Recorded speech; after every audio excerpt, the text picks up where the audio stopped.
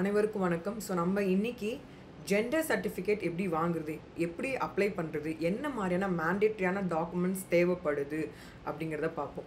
So இந்த gender certificate யாரெல்லாம் use ஆகும் அப்படின்னா, ஒன்று ஆண்லேருந்து ஆணாக பிறந்து பெண்ணாக உணர்ந்து பெண்ணாக நான் மாறணும்னு நினைக்கிறவங்க, அதே மாதிரி பெண்ணாக பிறந்து ஆணான உணர்வுகள் இருந்து ஆண் தான் அப்படின்னு சொல்லிட்டு அவங்க ஐடென்டிஃபை பண்ணி அவங்க கம்ப்ளீட்டாக மென்னாக மாறுறது, இல்லை லைக் ஜெண்டர் ஐடென்டிஃபை பண்ணாத மாதிரி ப்ரைவேட் ஆஃப் பார்ட்ஸ் ஆஃப் ரெண்டுமே இருந்து ரெண்டோட ஐடென்டிட்டியும் இருந்து, இல்லை நான் வந்து சுவிட்ச் ஓவர் டு மேல் தான் ஆக போகிறேன், இல்லை நான் ஃபீமேல் தான் சுவிட்ச் ஆன் ஆகணும்னு நினைக்கிறேன் அப்படின்னு சொல்லிட்டு ஆப்ரேஷன் மூலிமா அவங்களுக்கு என்ன ஜெண்டர் பிடிச்சிருக்கோ அவங்க மாறக்கூடிய நபர்களாக இருக்கலாம். Over the period of time married கூட ஆயிருந்திருப்பாங்க, இல்லை நான் மேரேஜ்க்கு அப்புறம் தான் நான் ஃபீல் பண்ணேன் நான் வந்து ஒரு ஃபீமேல் இல்லை, நான் ஒரு மேல் குவாலிட்டிஸோட நான் ஒரு மேல் அப்படின்னு நினைக்கிறவங்க, அது உணர்ந்தக்கூடிய நபர்கள் என்ன பண்ணலாம் அப்படின்னா தே கேன் ஆல்சோ சர்டிஃபிகேட்ஸை வாங்கிக்கலாம். ஸோ இந்த மாதிரி என்ன ஏஜில் இருந்தாலும் சரி, என்ன ஜெண்டராக இருந்தாலும் சரி, நீங்கள் என்ன ஜெண்டராக ஃபீல் பண்ணுறீங்களோ அந்த ஜெண்டருக்கான ஜென்யூனஸ் இருக்கும்போது கோர்ட் ஆஃப் தி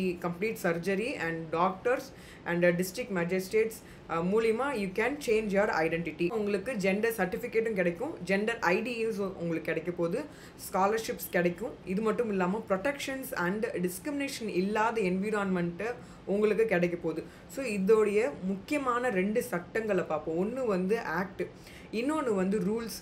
ஆக்டில் வந்து டீட்டெயில்டாக கொடுத்துருக்காங்க உங்களுக்கு என்ன மாதிரியான விஷயங்கள்லாம் நீங்கள் செய்கிறதுக்கு கம்ப்ளீட் உங்களுக்கு liberty and freedom and rights எல்லாம் என்ன இருக்குதுன்னு சொல்லிட்டு கம்ப்ளீட்டாக வந்து ஆக்ட் சொல்லியிருக்கு. அண்ட் ரூல்ஸ் என்னெல்லாம் விஷயங்கள்லாம் சொல்லியிருக்காங்க அப்படின்னா, ஃபார்மேட் கொடுத்துருக்காங்க. அஃபிடவிட்டில் எப்படி நீங்கள் டைப் பண்ணணும், அது நோட்டுக்கிட்ட எப்படி கையெழுத்து வாங்கி எப்படி நீங்கள் டிஸ்ட்ரிக்ட் மேஜிஸ்ட்ரேட் கொடுக்கணும், எத்தனை நாளுக்குள்ள உங்களுக்கு டிஸ்ட்ரிக்ட் மேஜிஸ்ட்ரேட்ஸ் வந்து ரெடி பண்ணி கொடுப்பாங்க, இதுக்கு எல்லாத்துக்கும் டேஸ் எல்லாம் இருக்குது. So 30 days or 90 days maximum இந்த லிமிட்டுக்குள்ளே உங்களுக்கு எல்லாமே ஒர்க் எல்லாமே முடிஞ்சு போயிடும். ஸோ மேக்ஸிமம் இந்த ஐடி கார்டு வாங்குறது வந்து 30 days உங்களுக்கு ப்ராசஸ் ஆகிடும். ஸோ இந்த ஆக்ட் வந்து கொஞ்சம் நாள் வரைக்கும், அதாவது 1 வருஷம் வரைக்கும் என்ன சொல்லியிருந்தாங்க அப்படின்னா, நீங்கள் ஒன்று போஸ்டரில் அனுப்பலாம், இல்லை வந்து நேரில் இன்பர்சனாக போய் கொடுக்கலாம். 3வது ஆப்ஷன் வந்து ஆன்லைனில் பண்ணலாம். இப்போ நான் மேக்ஸிமம் ஆன்லைன் போர்ட்டல்ஸ் எல்லாமே வந்துருச்சு. உங்களுக்கு தேவையான ப்ரொடெக்ஷன் செல் நம்பர்ஸ் இருக்குது, உங்களுக்கு தேவையான கமிஷன்ஸ் இருக்காங்க, உங்களுக்கு தேவையான கமிட்டிஸ் ஃபார்ம் பண்ணியிருக்காங்க, உங்களுக்கு தேவையான வீடுகள் வசதிகள் செஞ்சு கொடுத்துருக்காங்க, அண்ட் ஸ்கீம்ஸ் இருக்குது. நிறைய வேலைவாய்ப்புகள் அமைக்கக்கூடிய இடங்களிலும் சரி, கூடியவர்களாக இருந்தாலும் சரி, அவங்களுக்கு எந்த மாதிரியான விஷயங்கள் செய்யணும், யூனிசெக்ஸ் டாய்லெட் வந்து அமைக்கிறது எவ்வளோ important in schools as well as universities, office work station இருந்தாலும் சரி, எல்லா இடங்களுக்கும் இருக்கணும். அண்ட் உங்களுக்கு சைக்காலஜிக்கலான விஷயங்கள் சப்போர்ட் தேவைப்படும் போது தாராளமாக நீங்கள் எடுத்துக்கலாம். டிஸ்ட்ரிக்ட் வைஸாக என்ன மாதிரியான மெம்பர்ஸ் வந்து நியமிக்கப்பட்டிருக்கிறார்கள் என்பதை பற்றின முழு விவரம் இன்னைக்கு இந்த ஆக்ட் அண்ட் ரூல்ஸ் மூலிமா நம்ம தெரிஞ்சுப்போம். ஃபர்ஸ்ட் நான் ஆக்ட் பற்றி எடுத்துடுறேன். ஸோ ஆக்டோட பெயர் என்னென்னா the transgender persons protections of rights act 2019. 9 chapters with 23 section. Offences and penalties 18th வந்து பார்த்துட்டு அப்புறமா நம்ம மற்றதெல்லாம் கவர் பண்ணுவோம். ஏன்னா இந்த நிறைய பேர் சொல்லக்கூடிய விஷயங்கள்னா, எங்களுக்கு வந்து பாதுகாப்பு தரணும்னா சட்டங்கள் கடுமையாக்கப்பட வேண்டும் அப்படின்னு சொல்கிறாங்க.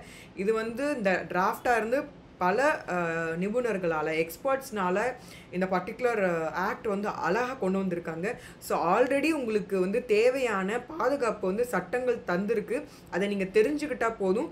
இதை பற்றின விழிப்புணர்வுகளை மற்றவர்களுக்கு உங்களுடைய ஸ்டைலில் நீங்கள் சொன்னால் போதும். Chapter 8 offences and penalties section 18.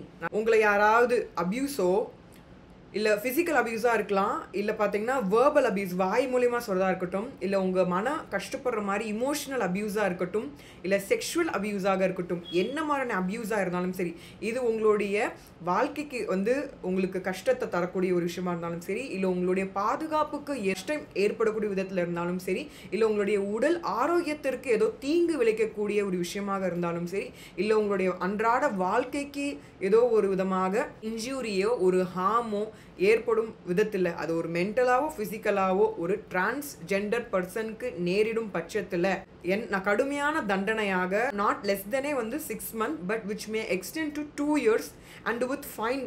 அவங்களுக்கு நல்லா தெரிஞ்சுக்கோங்க, சட்டம் உங்களுக்கு பாதுகாப்பு கொடுத்துருச்சு. 6 மாதத்துலேருந்து 2 வருஷம் சிறை தண்டனை தரப்படும்.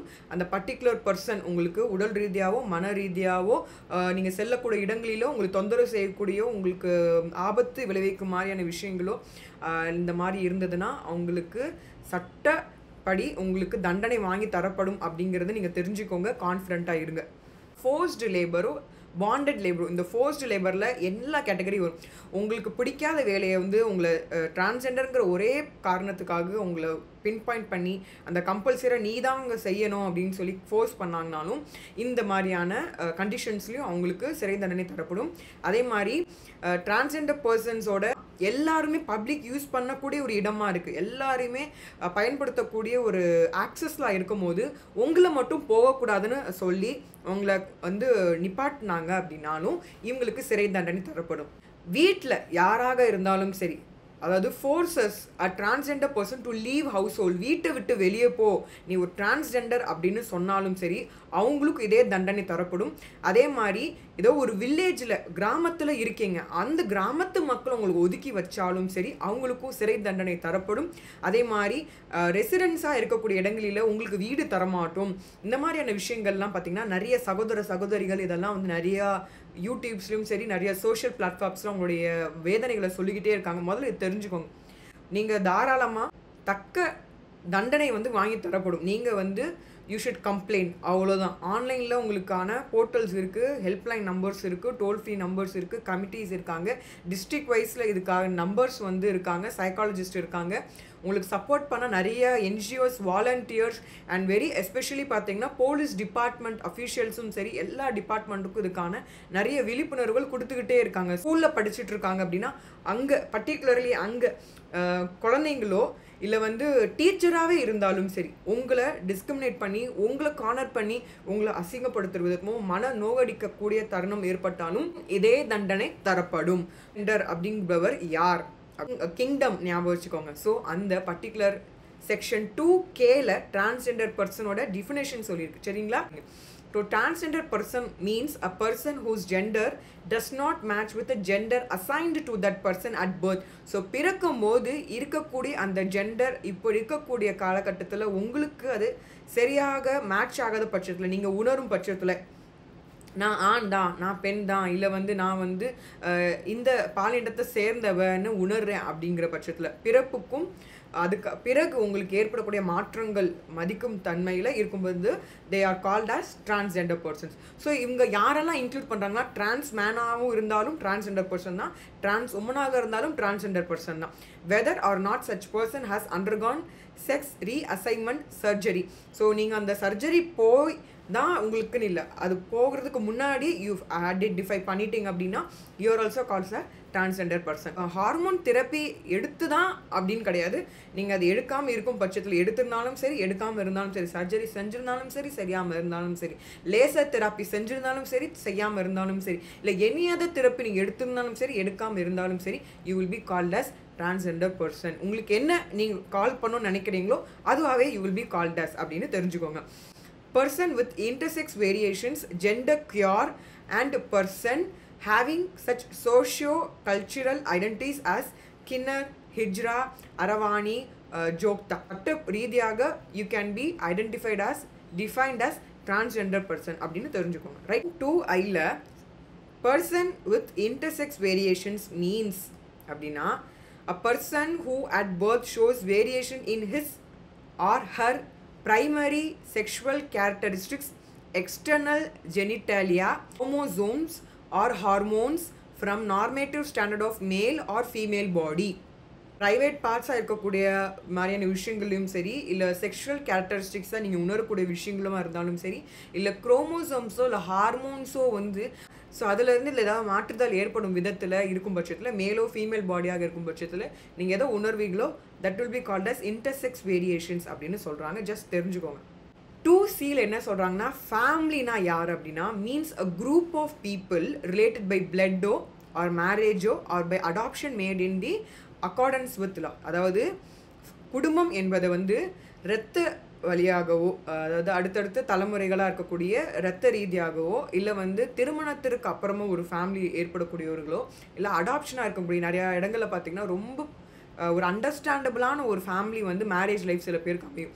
அதாவது ஸ்பவுஸ், அதாவது பெண் வந்து நான் ஆணாக உணர்றேன்னா அதை அவங்க கண்டிப்பாக உங்களை நேசிச்சாங்கன்னா நீங்கள் எப்படி இருந்தாலும் சரி யாராக இருந்தாலும் சரி எதுவாக நீங்கள் சொன்னாலும் அவங்க கண்டிப்பாக அவங்க ஏற்றுப்பாங்க. That is true love. So அந்த லவ்வோட உங்களுக்கு அந்த மேரேஜ் பர்சன் ஏதர் பர்சன் இருக்கும்போது நீங்கள் என்ன ஐடென்டிட்டியை சூஸ் பண்ணாலும் அவங்க எதுவுமே சொல்ல மாட்டாங்க. அதே மாதிரி இன்னொரு முக்கியமான ஒரு விஷயம் என்னென்னா, மேரேஜுக்கு முன்னாடி உங்களை கம்பல் பண்ணால் தயவு செஞ்சு உங்கள் ஐடென்டிட்டியை ரிவீல் பண்ணிவிடுங்க. உங்களுக்கு டைம் கொடுப்பாங்க. ஸோ இந்த மாதிரி பேசிக்கோங்க, 2 நிமிஷம் பேசுங்க அப்படின்னு சொல்லிட்டு உங்களுக்கு கொடுக்கும்போது kindly tell them what gender you are, so that maybe in ஃப்யூச்சரில் இந்த மாதிரியான விஷயங்களில் தடுக்கப்படும். மேரேஜ் ஆயிடுச்சுன்னா பரவாயில்ல, reveal them, let them take their own decision. சரிங்களா? ஸோ இது நாட் அ ஃபோர்ஸ், உங்களுக்கான ஃப்ரீடம். சரிங்களா? ஸோ ஃபேமிலிங்கிறது யாருன்னு நீங்கள் தெரிஞ்சுக்கணும். அதே மாதிரி அடாப்ஷனில் குழந்தைங்களை எடுத்திருப்பாங்க, பட் குழந்தை உணர்ந்திருக்கும் நான் இந்த ஜெண்டர் தான் நான் அப்படின்னு உணர்ந்திருக்கும். அப்படி இருந்தாலும் தே கம்ஸ் அண்டர்ஸ் அடாப்ஷனே பண்ணியிருந்தாலும் they are also a family தான். 2Dல inclusive education means a system of educations wherein transgender students learn together with other students without fear of discrimination, neglection, harassment, intimations, and the system of teaching and learning is suitably adapted to meet the learning needs of such students. So ஒரு கல்வி இருக்கக்கூடிய அந்த ஒரு இன்ஸ்டிடியூஷன்ஸ்லேயோ இந்த கல்வி நிறுவனத்துலேயோ கண்டிப்பாக இந்த குழந்தைங்களுக்கு எந்த விதமான ஒரு அவங்கள தள்ளி வைக்கிறதோ அவங்கள மன ரீதியாக கஷ்டப்படுத்துகிற மாதிரி விஷயங்கள் இல்லாமல் ஒரு நல்ல அற்புதமான ஒரு லேர்னிங் ஒரு சிஸ்டம் எடுத்துகிட்டு போகணும் அப்படிங்கிறத இந்த பர்டிகுலர் டிஃபினேஷன் எக்ஸாக்டாக சொல்லுது. எந்த டிஸ்கிரிமினேஷனும் இருக்காது, பாகுபட்சம் இல்லாமல் எல்லாரும் சரிசமமாக நடத்தப்பட வேண்டும் என்பதை இன்க்ளூசிவ் எஜுகேஷனில் சொல்லியிருக்காங்க. And 2E institution means institution whether public or private, public institute-ஆகவும் இருக்கலாம், private institute-ஆக இருக்கலாம், for the receptions or care, protections, educations, training, other service of transgender persons. So ஒரு இன்ஸ்டியூட் இருந்தாங்கன்னா பாகுபட்சம் இல்லாமல் உங்களுக்கு தேவையான எஜுகேஷனோ பாதுகாப்போ அவங்களுக்கு தேவையான அரவணைப்போ அவங்களுக்கு தேவையான ரிசப்ஷன் எல்லாமே அந்த சர்வீஸ் எல்லாமே செய்து கொடுக்கக்கூடிய விஷயங்கள் எல்லாமே இன்ஸ்டிடியூஷன்ஸில் வருது. ஸோ பப்ளிக் ப்ரைவேட் யாராக இருந்தாலும் சரி. இந்த இடத்துல லோக்கல் அத்தாரிட்டி 2Fs சொல்லியிருக்காங்க. Means municipal corporations or municipality or panchayat or any local body constituted under any law for time being in force providing municipal services or basic services as a case may be in respect of area under this jurisdiction. So ஒவ்வொரு ஜுடிஷியன்லேயும் municipal சர்வீஸோ இல்லை பேசிக் service தேவைப்படுற மாதிரியான விஷயங்கள் எல்லாமே அமைச்சு தர வேண்டும் என்பதை உணர்த்தணும் அப்படிங்கிறது லோக்கல் அத்தாரிட்டி மீனிங்கில் முனிசிபல் கார்பரேஷன் இருந்தாலும் சரி, முனிசிபாலிட்டியாக இருந்தாலும் சரி, பஞ்சாயத்தாக இருந்தாலும் சரி, என்ன லோக்கல் பாடியாக இருந்தாலும் சரி, லோக்கல் அத்தாரிட்டி மீனிங்குள்ளே வராங்க. ஸோ நேஷனல் கவுன்சில்லாம் என்னங்க 2Gல சொல்லியிருக்காங்க. நம்ம செக்ஷன் 16 படிக்கும் போது இதோடைய விரிவாக்கத்தை நம்ம புரிஞ்சுப்போம். Chapter 2 prohibition against discriminations.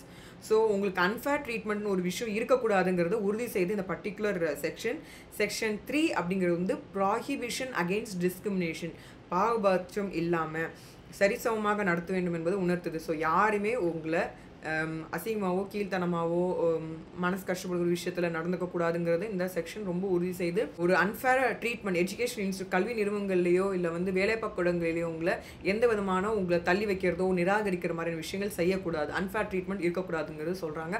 அதே மாதிரி பார்த்தீங்கன்னா வேலை பார்க்கும் இடங்களிலும் சரி, பர்டிகுலரி டெர்மினேஷன் மாதிரியான விஷயங்கள், நீங்கள் டிரான்ஸ்ஜெண்டருக்காக உங்களை வேலையை விட்டு தூக்குனாங்க அப்படின்னா அதுவும் தவறான விஷயம்.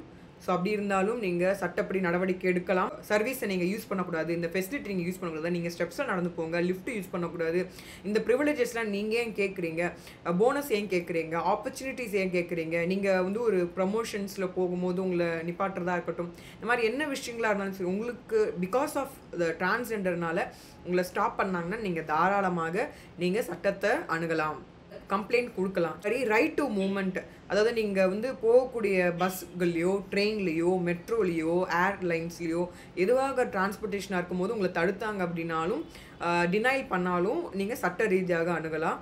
அதே மாதிரி பார்த்தீங்கன்னா உங்களுக்கு தேவையான வேலை வாய்ப்பு கிடைக்கும் பட்சத்தில் அதை ரொம்ப அன்ஃபேர் ட்ரீட்மெண்ட்டில் ஒரு பப்ளிக் ஆஃபீஸ்லையோ ப்ரைவேட் ஆஃபீஸ்லையோ உங்களை டினை பண்ணாலும் டிஸ்கண்டினியூஷன்ஸ் பண்ணாலும் அன்ஃபேர் ட்ரீட்மெண்ட் பண்ணாலும் ஆப்பர்ச்சுனிட்டியை நிறுத்தினாலும் சரி டிஸ்கிரிமினேஷன் தான் அதுவும் அப்படின்னு சொல்லியிருக்காங்க. கவர்மெண்ட் இருந்தாலும் சரி ப்ரைவேட்டாக இருந்தாலும் சரி ஏதோ ஒரு எஸ்டாப்ளிஷ்மெண்ட்டில் கேர் அண்ட் கஸ்டடி இருக்கும் பட்சத்தில் அன்ஃபேர் ட்ரீட்மெண்ட் அங்கேயே இருக்கக்கூடாதுங்கிறது உறுதி செய்யுது. ஸோ டோட்டலாக 3A to J வரைக்கும் ஃபுல் அண்ட் ஃபுல்லாக அன்ஃபேர் ட்ரீட்மெண்ட் மாதிரியான விஷயங்கள் இருக்கக்கூடாது உறுதி செய்துன்னு தெரிஞ்சுக்கோங்க.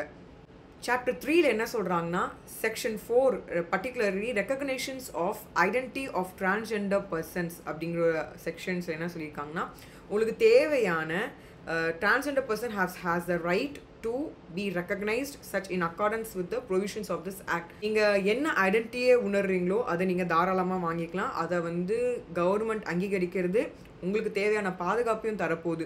ஸோ இது தெரிஞ்சுக்கோங்க. செகண்ட் சப்செக்ஷன் என்ன சொல்லியிருக்காங்க அப்படின்னா, a person recognized as transgender under subsection 1 shall have the right to self-perceived gender identity. Section 5 applications for certificate of identity. உங்களுக்கு தேவையான சர்டிஃபிகேட்டை proper forms and proper documentation மூலிமா நீங்கள் தாராளமாக டிஸ்ட்ரிக்ட் மேஜிஸ்ட்ரேட் கிட்ட அப்ளிகேஷன்ஸை கொடுத்து நீங்கள் வாங்கிக்கலாம்ங்கிறத இந்த செக்ஷன் உறுதி செய்யுது. A transgender person may make an application to the district magistrate for issuing certificate of identity as a transgender person in such form and manner and accompanied with such documents as may be prescribed, provided that in the case of a minor's child, such application shall be made by a parent, guardian of the such child. So for suppose மேஜராக இருந்தால் okay, 18 வயசு மேலே இருந்தாங்கன்னா அவங்க identify பண்ணியிருந்திருப்பாங்க, அவங்க போயிட்டு ஒரு magistrate district magistrate போய் கொடுத்துட்டு அப்ளிகேஷன் கொடுத்து அவங்க ஃபாலோ பண்ணலாம். மைனர் சைல்டு குழந்தை 18 வயசு கீழே இருக்காங்க அப்படின்னா அப்போ அப்பா அம்மா கிட்ட குழந்தை சொல்லியிருக்கோம், சைக்காலஜிஸ்ட்டை பார்த்துருப்பீங்க, ஹாஸ்பிட்டல்ஸில் பார்த்துருப்பீங்க, குழந்தையும் முடிவு செஞ்சுருக்கோம், அந்த ஒரு மெச்சூரிட்டி வந்துருச்சு அப்படின்னா தாராளமாக அப்பாவோ இல்லை அவங்க அம்மாவோ இல்லை வந்து பார்த்திங்கன்னா பேரண்ட்ஸ் இல்லைனா வந்து கார்டியனாகவும் இருக்கிற பட்சத்தில், சைல்டுக்கு கார்டியனாக இருக்கும் பட்சத்தில் தாராளமாக அந்த ஜெண்டர் சர்டிஃபிகேட் அப்ளை பண்ணி குழந்தைக்கு பிடிச்ச மாதிரி அவங்களுக்கு தேவையான விஷயங்கள் சர்டிஃபிகேட்ஸ் வாங்குறதுக்கு நீங்கள் ரெடி ஆகிக்கலாம். சட்டம் உங்களுக்கு ஹெல்ப் பண்ணுது. Section 6 issue of certificate identity art மூலியமாக வாங்கினா டிஸ்ட்ரிக்ட் மேஜிஸ்ட்ரேட் தான். So district magistrate shall issue to the applicant under section 5 a certificate of the identity as a transgender person after following such procedure in such forms and manners within such time may be prescribed indicating gender as a person as a transgender. Transgender personக்கான தேவையான official டாக்குமெண்ட்ஸில் record பண்ணணும்னு சொல்லிட்டு subsection 2ல் சொல்லியிருக்காங்க. The gender of transgender person shall be recorded in all official documents in accordance with certificates under subsection 1. அதாவது எல்லா official டாக்குமெண்ட்லேயும் நீங்கள் gender change ஆனது எல்லாமே உங்களுக்கு ரிஃப்ளெக்ட் பண்ணுற மாதிரி உங்களுக்கு ரெடி பண்ணி கொடுத்துருவாங்க. So don't worry. அதே மாதிரி சப்செக்ஷன் 3ல என்ன சொன்னால், இங்கே certificate issue to a person under subsection 1 shall confer rights and be a proof of recognition of his identity as a transgender person. விதத்தில் மாறும் பட்சத்தில் உங்களுக்கு தேவையான ரைட்ஸ் உங்களுக்கு கிடைக்கப்படுது, தேவையான ரெக்கக்னிஷன்ஸ் கிடைக்கப்படுது அப்படிங்கிறது உறுதி செய்து இந்த சப்செக்ஷன். செக்ஷன் 7 என்ன சொல்லுதுன்னா, change in gender. After the issue of a certificate under subsection 1 of section 6 if a transgender person undergoes surgery to change gender either as a male or female, such person may make an application along with certificate issued to that effect by the medical superintendent or a chief medical officer or the medical institution in which the person has undergone surgery to the district magistrate for revised certificate in such form and manner as may be prescribed. Section 6ல உங்களுக்கு டீட்டெயில்டாக சொல்லிட்டாங்க. நீங்கள் certificate வாங்கிக்கலாம். என்ன identifications of gender பண்ணியிருக்கீங்களோ அதை நீங்கள் district magistrate கிட்ட கொடுத்து நீங்கள் தேவையான ஃபார்மேட்டில் அப்ளிகேஷன்ஸ் பண்ணி நீங்கள் ஐடென்டிட்டியை வாங்கிக்கலாம், சர்டிஃபிகேட்ஸ் வாங்கிக்கலாம்னு சொல்லிட்டு செக்ஷன் 5 and 6 சொல்லிட்டு, ஸோ இப்போ என்ன சொல்கிறாங்கன்னா, இப்போ நீங்கள் அப்ளை பண்ணும்போது after the issue of the certificate வாங்கும் பட்சத்தில் வாங்கிட்டீங்க அப்படின்னா, if a person undergoes surgery, இப்போ சர்டிஃபிகேட் வாங்கிட்டீங்க, சர்ஜரி போகணும், நீங்கள் மேலாவோ இல்லை ஃபீமேலாவோ ஆணாவோ பெண்ணாவோ மாறக்கணும் அப்படின்னு நினைக்கும் பட்சத்தில் நீங்கள் யார்கிட்ட வாங்கணும் அந்த சர்டிஃபிகேட்ஸ், அடுத்து ஃபாலோ ப்ரொசீஜர் வந்து சர்ஜரி பண்ணணும்ல, ஸோ மெடிக்கல் சூப்பரண்டென்ட் கிட்டேயோ இல்லை சீஃப் மெடிக்கல் ஆஃபீஸரோ இல்லை மெடிக்கல் இன்ஸ்டிடியூஷன்ஸ் கிட்டேயோ சர்டிஃபிகேட் வாங்கினதுக்கப்புறமா நீங்கள் சர்ஜரி போகிறதுக்கு இது ரொம்ப ஹெல்ப்ஃபுல்லாகவும் இருக்கும். இல்லை வாங்கியிருந்தீங்கனாலும் நீங்கள் ஃபாலோ பண்ணலாம், இல்லை வாங்க போகிறீங்கனாலும் இது உங்களுக்கு ஹெல்ப்ஃபுல்லாக இருக்கும்னு தெரிஞ்சுக்கோங்க.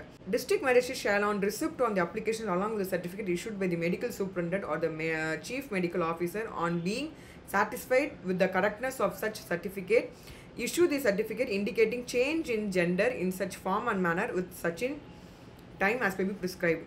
The person who has been issued a certificate of identity under section 6 and revised certificate under subsection 2 be entitled to change the first name in the birth certificate and all other official documents relating to the identity of such person, provided that such change in gender and the issue of revised certificate under subsection 2 shall not affect the rights and entitlement of such person under this act.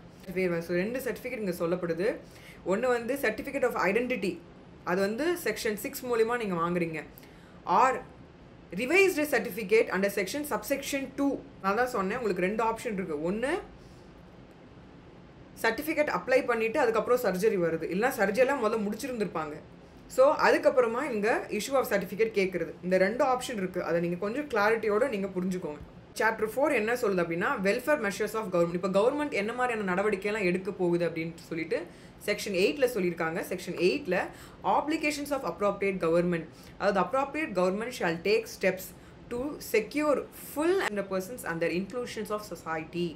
So இந்த சொசைட்டியாக அவங்க சந்தோஷமாக இருப்பதற்கான நடவடிக்கையை வந்து அவங்க கண்டிப்பாக பாதுகாப்பு முறையிலையும் அண்ட் ஃபுல்லாகவும் வந்து எடுக்கணும். சப்செக்ஷன் 2ல் the appropriate government shall take such welfare measures as may be prescribed to protect the rights and interests of transgender persons and facilitate the access to welfare schemes framed by that government. So ஒவ்வொரு state கவர்மெண்ட்டும் நிறைய schemes கொண்டு வந்திருக்காங்க. வேலைக்கும் சரி, தங்க இடமும் சரி, வீடு வசதியாக இருந்தாலும் சரி, சாப்பாடுக்கும் சரி, உங்களுக்கு டெம்பரவரியாக ஸ்டே பண்ணணும் அப்படின்னாலும் சரி, இல்லை நீங்கள் தனிப்பட்ட முறையில் வாழணும் அப்படின்னு நினைக்கிறீங்க, அது உதவி வேணும்னாலும் சரி, இல்லை சைக்காலஜிஸ்டான உங்களுக்கு தேவையான உங்களுக்கு ரெக்கவரி வேணும்னாலும் சரி, டாக்டர்ஸ் தேவைப்படணும்னாலும் சரி, எல்லா வசதிகளுமே உங்களுக்கு செஞ்சு தரணும். இது உங்களுடைய பாதுகாப்புக்காக வெல்ஃபேர் மெஷர்ஸ்க்காக ஸ்கீம்ஸ் எல்லாம் கொண்டு வரும் கவர்மெண்ட் செய்யும். அந்த பர்டிகுலர் ஸ்டேட் செய்யணும் அப்படிங்கிறது இந்த பர்டிகுலர் சப்செக்ஷன் உறுதி செய்யுது. செக்ஷன் 3ல் the appropriate government shall formulate welfare schemes and programs which the transgender sensitive and non-stigmatizing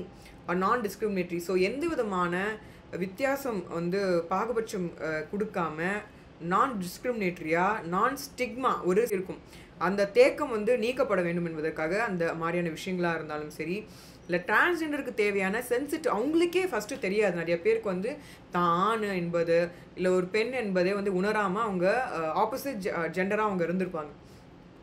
so அப்படி இருந்தாலும் சரி அவங்களுக்கு எல்லாருக்குமே புரிதல் விதத்தில் அவங்களுக்கு தேவையான வந்து ஸ்கீம்ஸ் வெல்ஃபேர் ஸ்கீம்ஸ் கொண்டு வரணும், ப்ரோக்ராம்ஸும் நடத்தணும்னு சொல்லிட்டு இதையும் உறுதி செய்து இந்த சப்செக்ஷன் சொல்லுது. இது மட்டும் இல்லாமல் சப்செக்ஷன் 4ல் appropriate government shall take steps for rescue, protection, rehabilitations of transgender persons to address the needs of such person. உங்களுக்கு என்ன தேவை? இப்போ பார்த்தீங்கன்னா ஒரு சில பேர் வந்து பாலியல் வன்கொடுமையில் வந்து இருப்பாங்க, இல்லை பாலியல் ரீதியாக அவங்களுக்கு வந்து ஃபோர்ஸபிளாக அவங்க இருப்பாங்க. ஸோ அதுலேருந்து மீண்டு வரணும்னாலும் சரி, அவங்களுக்கு தேவையான சப்போர்ட், மென்டல் சப்போர்ட்டாக இருந்தாலும் சரி, இல்லை ஃபிசிக்கல் சப்போர்ட்டாக இருந்தாலும் சரி, சர்ஜரியாக இருந்தாலும் எதுவாக இருந்தாலும் சரி, அவங்க தேவையான அந்த ரீஹாபிட்டேஷன் விஷயங்களை வந்து செஞ்சு கொடுக்கறதுக்கான நடவடிக்கை எடுக்க வேண்டும் என்பதும், அவங்களுக்கு பாதுகாப்பு தர வேண்டும் என்பதும், அவங்கள மீட்டுட்டு வர்றதுக்காகவும் கவர்மெண்ட் உதவி செய்யணும் அப்படின்னு சொல்லிட்டு இந்த சப்செக்ஷன் உங்களுக்கு உறுதி செய்யுது. Subsection 5ல என்ன சொல்லியிருக்காங்க? The appropriate government shall take appropriate measures to promote, protect the rights of transgender persons to participate in cultural activities and recreational activities. So cultural activities, recreational activities na ஒன்றும் இல்லைங்க, ஒரு park போகிறது, நடந்து போகிறது, அவங்களுக்கு பிடித்தமான விஷயங்களை வந்து செய்கிறது மாதிரியான விஷயங்கள் எல்லாமே வரது தான் வந்து இட்ஸ் கால்ட் ஆஸ் ரீக்ரியேஷன். ஒரு டர்க்கிங் போலுன்னு நினைக்கலாம், இல்லை வந்து ஒரு சைக்கிளிங் போகணும்னு நினைக்கலாம், இது கேம்ஸ் விளாடணும்னு நினைக்கலாம், இல்லை மற்றவங்களுடைய ஜாலியாக பேசணும் வைக்கணும், ஸ்போர்ட்ஸ் ஆக்டிவிட்டீஸில் இன்வால்வ் ஆகணும், பீச்சுக்கு போகணும், படத்துக்கு போகணும் மாதிரியான விஷயங்கள் இல்லாமல் அவங்களுக்கும் ஆசை இருக்கும், இதெல்லாம் தடுக்கப்படுது. ஸோ அந்த மாதிரியான விஷயங்களில் வந்து டு மேக் தெம்செல்ஃப் கல்ச்சுரல் ஆக்டிவிட்டீஸ்னால் என்ன, அவங்களும் கோவில் போகணுன்னு ஆசைப்படுவாங்க, எல்லா கோவிலுக்கும் போகணுன்னு ஆசைப்படுவாங்க, அவங்க வந்து எல்லா இடத்துக்கும் போகணுன்னு ஆசைப்படுவாங்க, அவங்க கல்ச்சுரல் ரீதியாக பொங்கல் வைக்கிறது கூட சில பேர் விட பண்ண மாட்டாங்க, நீலாம் பண்ணாதான்னு தள்ளி வைக்கக்கூடிய ஃபேமிலிஸும் இருக்காங்க. ஸோ அந்த மாதிரி என்ன செய்யாமல் இருக்கும் மாதிரி அந்த ஸ்டெப்ஸும் சரி, அதே மாதிரி அப்ராப்ரியேட் கவர்மெண்ட் அப்ராப்ரியேட் மெஷர்ஸ் எடுக்கணும்னு சொல்லிட்டு இந்த சப்செக்ஷன் உறுதி செய்யுது. இதுதான் வந்து chapter 4 welfare measures by government. அரசே வந்து உங்களுக்கு உதவி செய்ய போகுது, இதுக்காக எடுக்கக்கூடிய விஷயங்கள்லாம் எடுக்கணும்னு சொல்லியிருக்காங்க. ஸோ இதனால் உங்களுக்கு என்னெல்லாம் கிடைக்குது? உங்களுக்கு எல்லா இடங்களுக்கும் நீங்கள் போகலாம், எல்லாருடைய சகஜமாக பழகலாம், எல்லாருடைய சகஜமாக பேசலாம், எல்லாமே உங்களுக்கு தேவையான ஆக்சஸ் கிடைக்க போகுது, எல்லா ஸ்கீம்ஸ் உங்களுக்கு கிடைக்க போகுது, எல்லா ப்ரொடெக்ஷன் கிடைக்க போகுது, உங்களுக்கு ரெஸ்கியூ கிடைக்க போகுது. நீங்கள் வந்து நான் டிஸ்கிரிமினேட்டரியான ஒரு இடங்களாக இந்த ஸ்டிக்மாலாம் இல்லாமல் நீங்களும் ரொம்ப சென்சிட்டிவாக இருப்பீங்க. அந்த சென்சிட்டிவ்க்கு பாதுகாப்பும் கேர் அண்ட் ப்ரொடெக்ஷனும் கொடுக்கணும்னு சொல்லிட்டு அரசாங்கமே கொடுக்கணுங்கிறது சொல்லி இந்த பர்டிகுலர் செக்ஷன் உறுதி செஞ்சுருக்கு. அதனால் ஹாப்பியாக இருங்க. 5 என்ன சொல்லிங்கன்னா applications of establishment other persons, அதாவது செக்ஷன் 9 என்ன சொல்லுது அப்படின்னா நான் டிஸ்கிரிமினேட்டரி இன் எம்ப்ளாய்மெண்ட். ஸோ வேலை பார்க்கும் இடத்துல வந்து உங்களுக்கு எந்த ஒரு தங்குபட்சம் இல்லாமல், உங்களுக்கு எந்த ஒரு டிஸ்கிரிமினேஷன் இல்லாமல் ஃப்ரம் எனி பர்சன், அதாவது எந்த ஒரு, அதாவது ரெஸ்ட் ரூம்ஸாக இருந்தாலும் சரி, எதுவாக இருந்தாலும் சரி, ரெக்ரூட்மெண்ட்டாக இருந்தாலும் சரி, ப்ரொமோஷனாக இருந்தாலும் சரி, எந்த இஷ்யூவாக இருந்தாலும் சரி நான் டிஸ்கிரிமினேட் நடக்கும்னு சொல்லிட்டு இந்த செக்ஷன் 9 சொல்லியிருக்கு. செக்ஷன் 10 என்ன சொன்னால் application of establishment. Every establishment shall ensure compliance with the provisions of this act and provide such facilities to transgender persons as may be prescribed. So இந்த சட்டத்தில் இருக்கக்கூடிய விஷயங்கள் எல்லாத்தையுமே ஒழுங்காக அந்த எஸ்டாப்ளிஷ்மெண்ட்டை எடுத்துகிட்டு போகணும், ப்ராப்பராக நடத்தணும், ப்ரோக்ராம்ஸ் நடத்தணும், இது மாதிரியான விஷயங்கள் ஸ்டிக்மா வந்து உடச்சி அவங்கள வந்து பாதுகாப்பாக முறையில் நடத்தணும் அப்படிங்கிறத இந்த செக்ஷன் 10 உறுதி செய்யுது. அதான் ஆப்ளிகேஷன்ஸ் சொல்லியிருக்காங்க, டியூட்டிஸ் கடமைன்னு சொல்லியிருக்காங்க. சரிங்களா, ஒவ்வொரு எஸ்டாப்ளிஷ்மெண்ட்டுக்கும் அது ஒரு கடமைன்னு சொல்லிட்டு இந்த செக்ஷன் சொல்லியிருக்கு. செக்ஷன் 11 என்ன சொன்னால் கிரீவன்ஸ் ரெட்ரஸல் மெக்கானிசம். இது ரொம்ப முக்கியமான ஒரு செக்ஷனுங்க. ஏன்னா பெண்களுக்கு நிறைய இடங்களில் பாதுகாப்பு இல்லை, ஆண்களுக்கு பல இடங்களில் பாதுகாப்பு இல்லை. முக்கியமாக அப்படி இருக்கும்போது டிரான்ஸ்ஜெண்டர் பர்சனுக்கு பாதுகாப்பு என்ன பண்ண முடியும் அப்படிங்கிறது இந்த செக்ஷன் சொல்லுது. Every establish shall designate a person to be a complaint officer to deal with the complaints relating to the violations of the provisions of the act.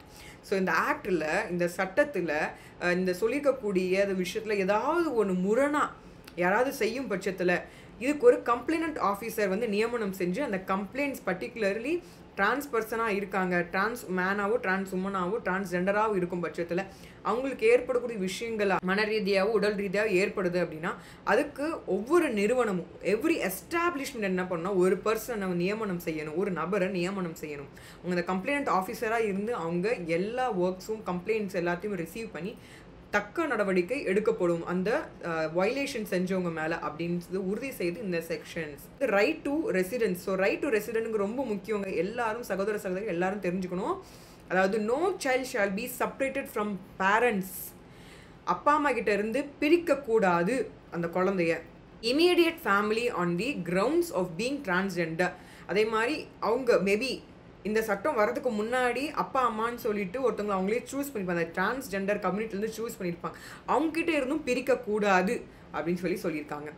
Accept on and order of a competent court. Court சொல்லாத வரைக்கும் இந்த மாதிரியான விஷயங்களை யாரும் செயல்படக்கூடாது அப்படின்னு இந்த section உறுதி செய்து இந்த இன்ட்ரெஸ்ட் ஆஃப் சச் சைல்ட். ஏன்னா அந்த குழந்தை அது. ஸோ அந்த குழந்தைக்கு வந்து மனசுக்கு என்ன தோணுதோ அதை செய்யட்டும், அது பிடிச்ச மாதிரியான விஷயங்களை இருக்கட்டும்.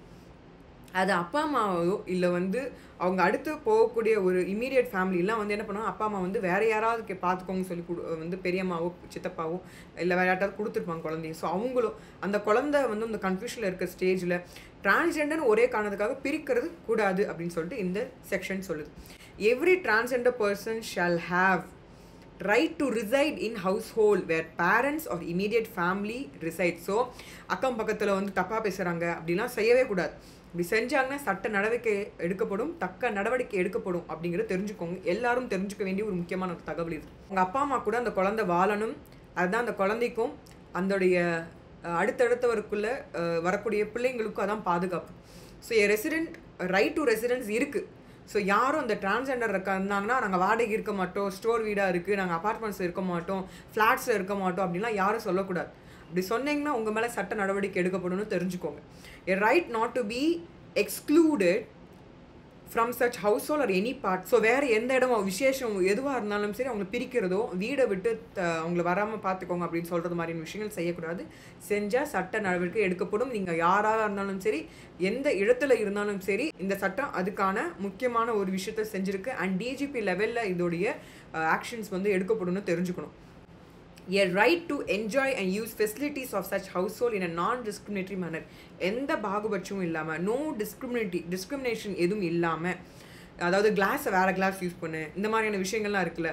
அதே மாதிரி நீ வந்து பார்த்தனா வந்து இந்த துணியை நீ போட்டுக்கோ, இன்னைக்கு மட்டும் போட்டுக்கோ அப்படின்னு கம்பல் பண்ணக்கூடாது. என்ன பிடிச்சிருக்கோ அவங்க பண்ணட்டும். சரிங்களா? So right to enjoy use of the facilities of such, அந்த வீட்டில் என்னெல்லாம் இருக்கோ அது எல்லாமே பயன்படுத்தலாம் குழந்தை. சரிங்களா? அது தெரிஞ்சுக்கோங்க. Where any parent or member of his immediate family is unable to take care of transgender, the competent court shall by an order direct such person to be placed in rehabilitation center. So இல்லைங்க பார்த்துக்கவே முடியாதுங்க, என்னால் முடியவே முடியாதுங்க அப்படிங்கிற பட்சத்தில் கோர்ட்டோட order மூலியமாக rehabilitation சென்டர்ஸில் குழந்தைங்களை அனுப்பலாமே தவிர அவங்கள மன ரீதியாக கஷ்டப்படுத்தக்கூடாதுங்கிறது இந்த பர்டிகுலர் செக்ஷன் உறுதி செய்து. சரிங்களா? முதல்ல பேரண்ட்ஸ் புரிஞ்சுக்கணும். அது நீங்கள் பெற்ற குழந்தைங்கள வந்து பத்திரமா பார்த்துக்கோங்க. அது வந்து வித்தியாசமாக நீங்கள் நடத்துறது தான் எல்லா பிரச்சனையும் ஏற்படுது அப்படின்னு நீங்கள் புரிஞ்சுக்கணும். சாப்டர் 6 என்ன சொல்லுது அப்படின்னா, education, social security and health of transgender person. So இப்போது எங்களுக்கு என்ன மாதிரியான விஷயங்கள் உறுதி செய்யணும்? படிப்பு, அவங்களுடைய பாதுகாப்பு, அவங்களுடைய உடலோடைய ஆரோக்கியம். ஏன்னா இப்போ அவங்க சர்ஜரி போனாலும் சரி போகாட்டினாலும் சரி நிறைய மாற்றங்களும் அவங்க ஃபேஸ் பண்ணி அவங்களே கன்ஃபியூஷன் ஸ்டேஜில் சைக்காலஜிக்கலாக அவங்களே நிறைய கேள்விப்பட்டு நிறைய போராட்டங்கள், கடவுளுக்கு எங்களுக்கும் மிகப்பெரிய ஒரு போராட்டம் நடந்துகிட்ருக்கும். என்னையே இப்படி படிச்சுட்டு இப்படியே என்னை செஞ்சுட்டேன் அப்படின்னு சொல்லி மிகப்பெரிய ஒரு போராட்டம் அவங்க மனசுலையும் கடவுள்கிட்டும் ஏற்பட்டு இருக்கும்போது நம்ம அதை புரிஞ்சுக்கிட்டு அந்த மேற்கொண்டு நம்ம கஷ்டத்தை கொடுக்காம அவங்கள நார்மலாக சக மனிதர்களாக நம்ம மதித்து அவங்க கூட நம்ம பழகுனாவே போதுமானதுன்னு நீங்கள் எல்லாரும் புரிஞ்சுக்கணும்.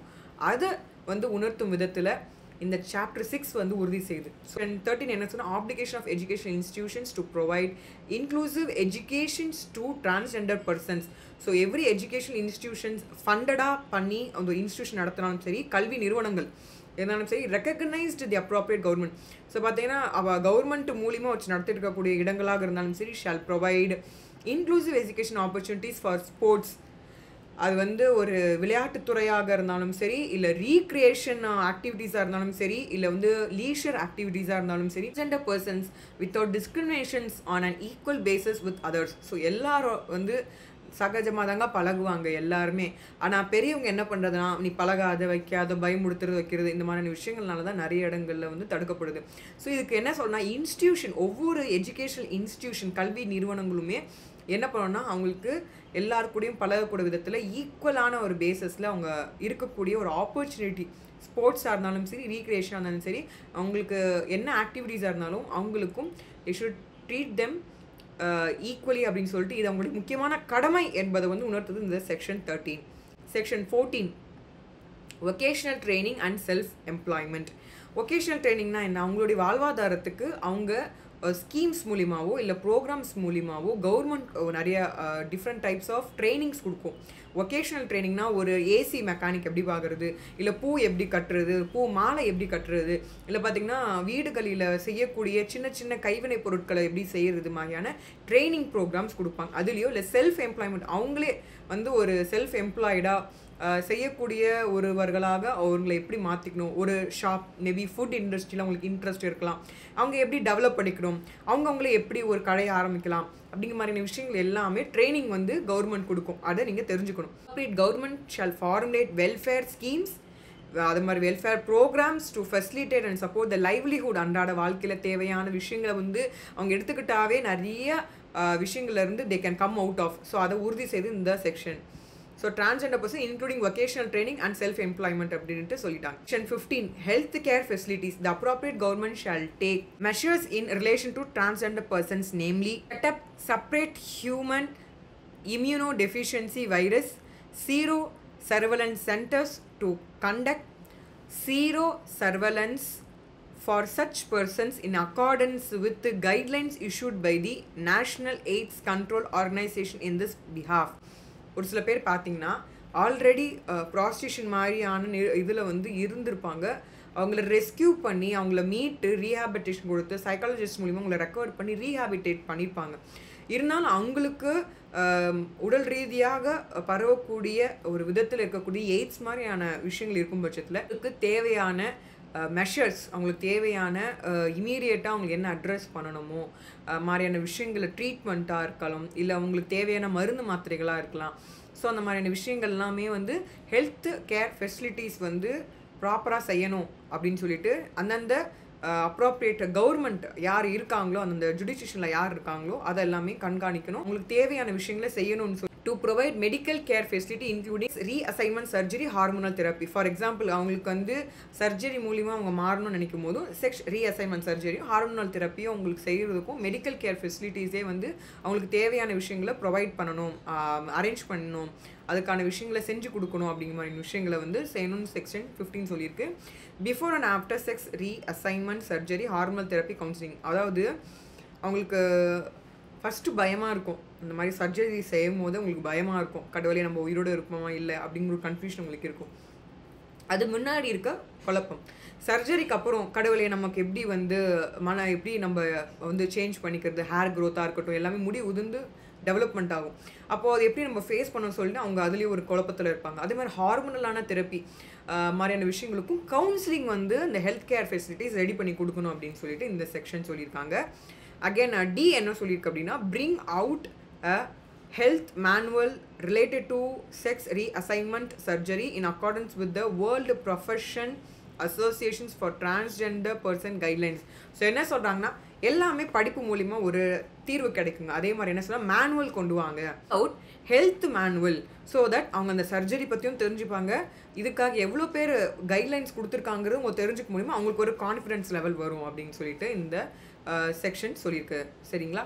இதோடைய அடுத்த வந்து சப்செக்ஷன் என்ன சொல்லியிருக்காங்க அப்படின்னா, ஈல review of medical curriculum and research for doctors addresses the specific health issues. எஃப்ல to facilitate access to transgender persons in hospitals, other health care institutes and centres. So என்ன சொல்கிறாங்க, அந்த டிரான்ஸ்ஜெண்டர் பர்சன்ஸ்க்கு மருத்துவமனையாக இருந்தாலும் சரி, இல்லை ஹெல்த் கேர் இன்ஸ்டியூட்டாக இருந்தாலும் சரி, இல்லை சென்டர்ஸாக இருந்தாலும் சரி, எல்லா இடத்துலையும் அவங்களுக்கு தேவையான அணுகக்கூடிய விதத்தில் இருக்கும் பட்சத்தில் ரெடி பண்ணணும் அப்படிங்கிற மாதிரியான விஷயங்களையும் வந்து இந்த செக்ஷன் உறுதி செய்யுது. அதனால் என்ன சொல்கிறாங்க அப்படின்னா, provisions for coverage of medical expenses. ரொம்ப முக்கியம் என்னென்னா, அவங்களுக்கு அந்த ட்ரீட்மெண்ட்டோ சர்ஜரியோ கவுன்சிலிங்கோ பண்ணுறதுக்கான செலவு அது எல்லாமே கவர் பண்ணுற மாதிரி இன்சூரன்ஸ் ஸ்கீம்ஸை வந்து கொண்டு வாங்க.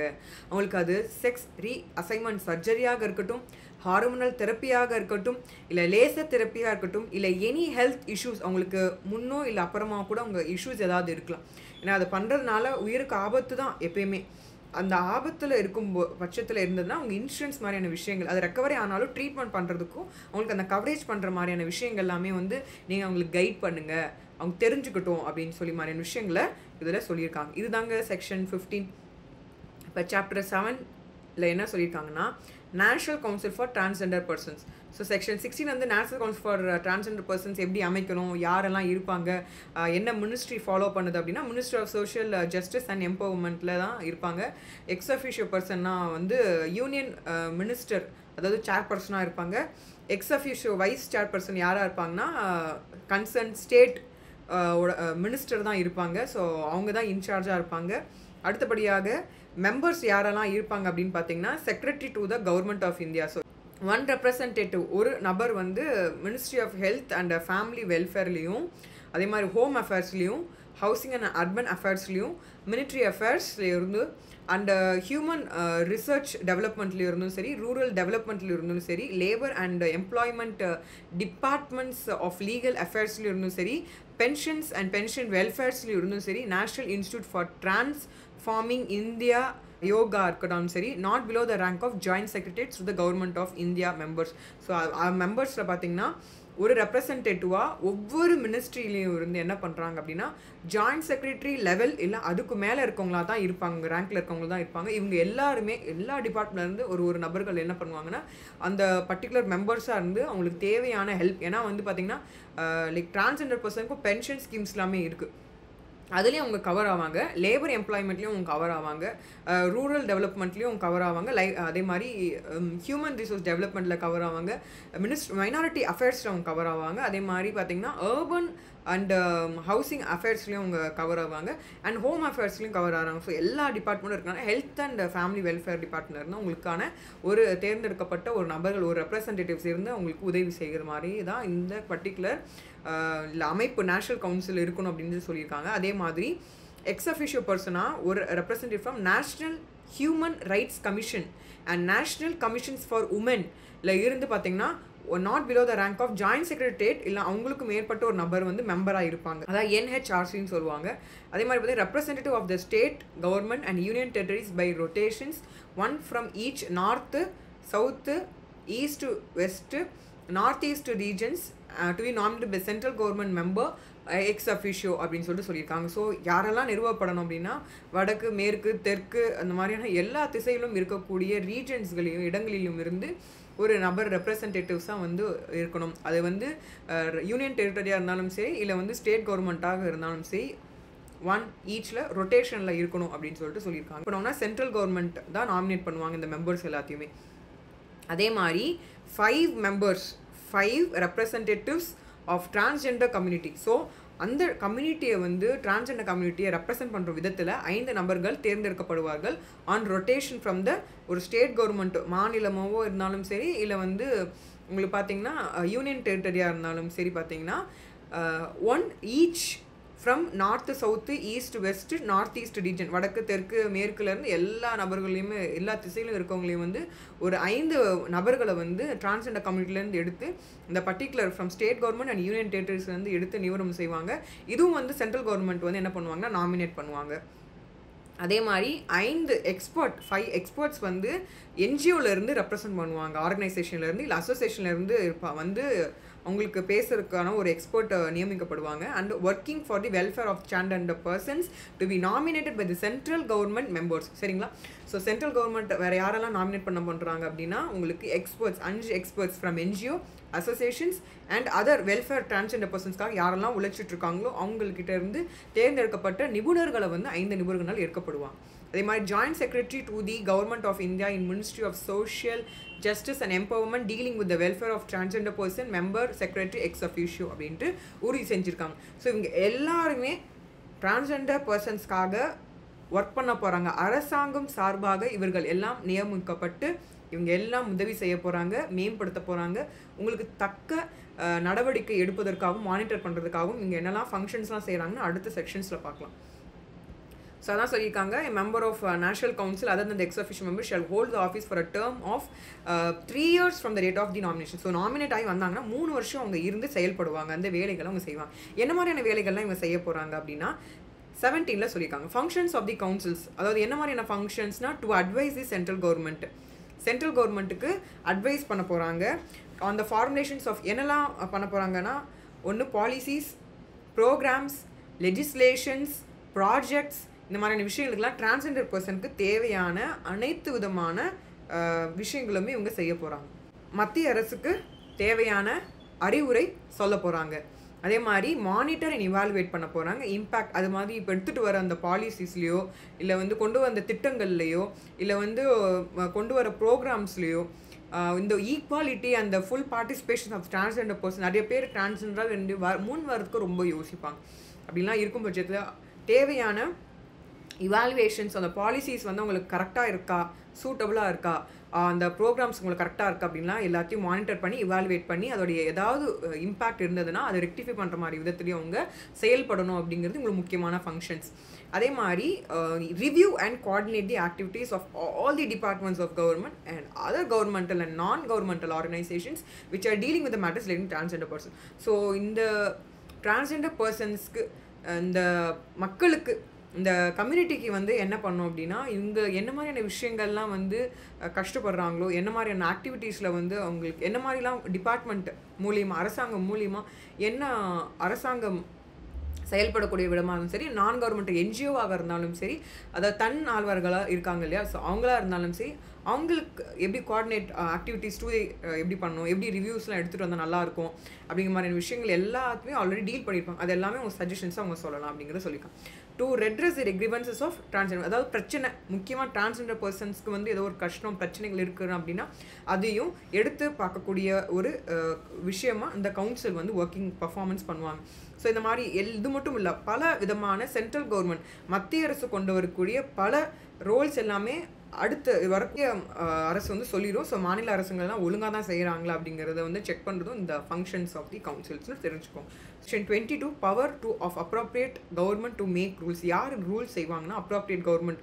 அந்தந்த பார்த்தீங்கன்னா ரேங்கிங் இருக்குது, ஹைராக்கி. இந்த ஹைராக்கி இருக்கவங்க எல்லாருமே தக்க நடவடிக்கை எடுக்கிறதுக்கும் அதுக்கு வந்து சொல்கிறதுக்கும் செய்யலாங்கிறத செய்து. ஸோ இப்போ ஆல்ரெடி நம்ம எல்லா செக்ஷன்ஸும் பார்த்துட்டு எல்லாத்தையும் கவர் பண்ணிட்டேன். ஸோ இப்போ நேஷனல் கவுன்சிலோட ஒர்க் என்ன, அவங்க வந்து எப்படி ஃபார்ம்ஸ் வந்து எப்படி செய்யணும், ப்ரொசீஜர்ஸ் என்ன, மேனர்ஸ் என்னன்னு சொல்லிட்டு நம்ம ரூல்ஸில் வந்து பார்ப்போம். அப்போ தான் சர்டிஃபிகேட் ஆஃப் ஐடென்டி எப்படி வாங்க, ரிவிஷன் சர்டிஃபிகேட் எப்படி வாங்குறாங்க, எப்படி ப்ரிஸ்கிரைப் பண்ணியிருக்காங்க அப்படிங்கிற மாதிரியான விஷயங்கள் நம்ம தெரிஞ்சுப்போம். ஸோ இப்போ நம்ம ரூல்ஸ்குள்ளே போயிடும். ஒரு தகவல், சர்டிஃபிகேட் ஆஃப் ஐடென்டிட்டினா என்ன அப்படிங்கிறது பார்ப்போம். 2E ரூலில் means a certificate issued by district magistrate under section 6, 7 of the act. நம்ம section 6 and 7 பார்த்துட்டு வந்தோம்ல, அந்த ஆக்ட் படி as in form 3 and 4 respectively. So 3 and 4 அப்படிங்கிற ஃபார்மை வந்து உங்களுக்கு நான் இப்போ காட்டுறேன். ஸோ நம்ம ஃபார்ம்ஸ் வந்து கொஞ்சம் பார்த்துருவோம், அப்போ தான் உங்களுக்கு கொஞ்சம் கிளாரிட்டி கிடைக்கும். ஸோ 3 வந்து இப்படி தான் இருக்கும். 3 வந்து என்ன சொல்லியிருக்காங்கன்னா, form of certificate of identity be issued by யார் கொடுப்பாங்க, district magistrate under rule 5 Transgender Persons Protections and Rights Rules 2020 read with section 6 of the Transgender Persons Protections of Rights Act 2019. So photograph of the certificate holder, district magistrate to attest the photograph. So photograph வச்சிருக்கோம்னா district magistrate attestations வந்து பண்ணுவாங்க, கையெழுத்து போட்டு seal வச்சு கொடுப்பாங்க. Cases of the applications dated so and so date, month, year to be undersigned. It is a certificate that a Shri or SMT or KM or MS name, son, daughter, ward of Shri, SMT, name of the parent or guardian of complete resident address of the applicant is a transgender person. So in the his or her birth என்ன அவங்களுடைய birth certificate என்ன கொடுத்துருக்கோ அதை நீங்கள் காமிக்கலாம். The certificate issued in terms and provisions contained in Rule 5 Transgender Persons Rules 2020 read with section 6 of the Transgenders Act 2019. Fourth point, it is also certified so and so is ordinarily a residence of the above given address. This fifth point, the certificate entitles the holder to change the name, change the gender in all the official documents of the holder. சொல்லிட்டு signature of the district magistrate seal வச்சு கையெழுத்து போட்டு date தேதி போட்டு எங்கே இருக்குன்னு சொல்லிட்டு எழுதி கொடுப்பாங்க. இதுதான் வந்து ஃபார்ம் 3. ஃபார்ம் 4 பார்த்தீங்கன்னா form of certificate identity to change the gender to be issued by the district magistrate under rules 2020 and with section 7 of the act பார்த்தீங்கன்னா 2019. இல்லையா ஃபோட்டோகிராஃப் ஒட்டிடுவீங்க, மேஜிஸ்ட்ரேட் வந்து சீல் வச்சு இல்லை கையெழுத்து அட்டஸ்டேஷன்ஸ் கையெழுத்து போடுவார்.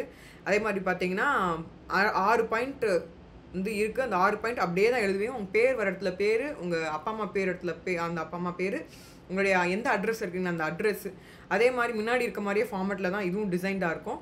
ஸோ இது எழுதி நீங்கள் இந்த ஃபார்மேட்டில் டிஸ்ட்ரிக்ட் மேஜிஸ்ட்ரேட் வந்து சீல் அண்ட் கையெழுத்து வச்சு கொடுத்தாருன்னா உங்களுக்கு தேவையான ஃபார்ம் ஐடென்டிட்டி உங்களுக்கு கிடச்சிரும். சரிங்களா?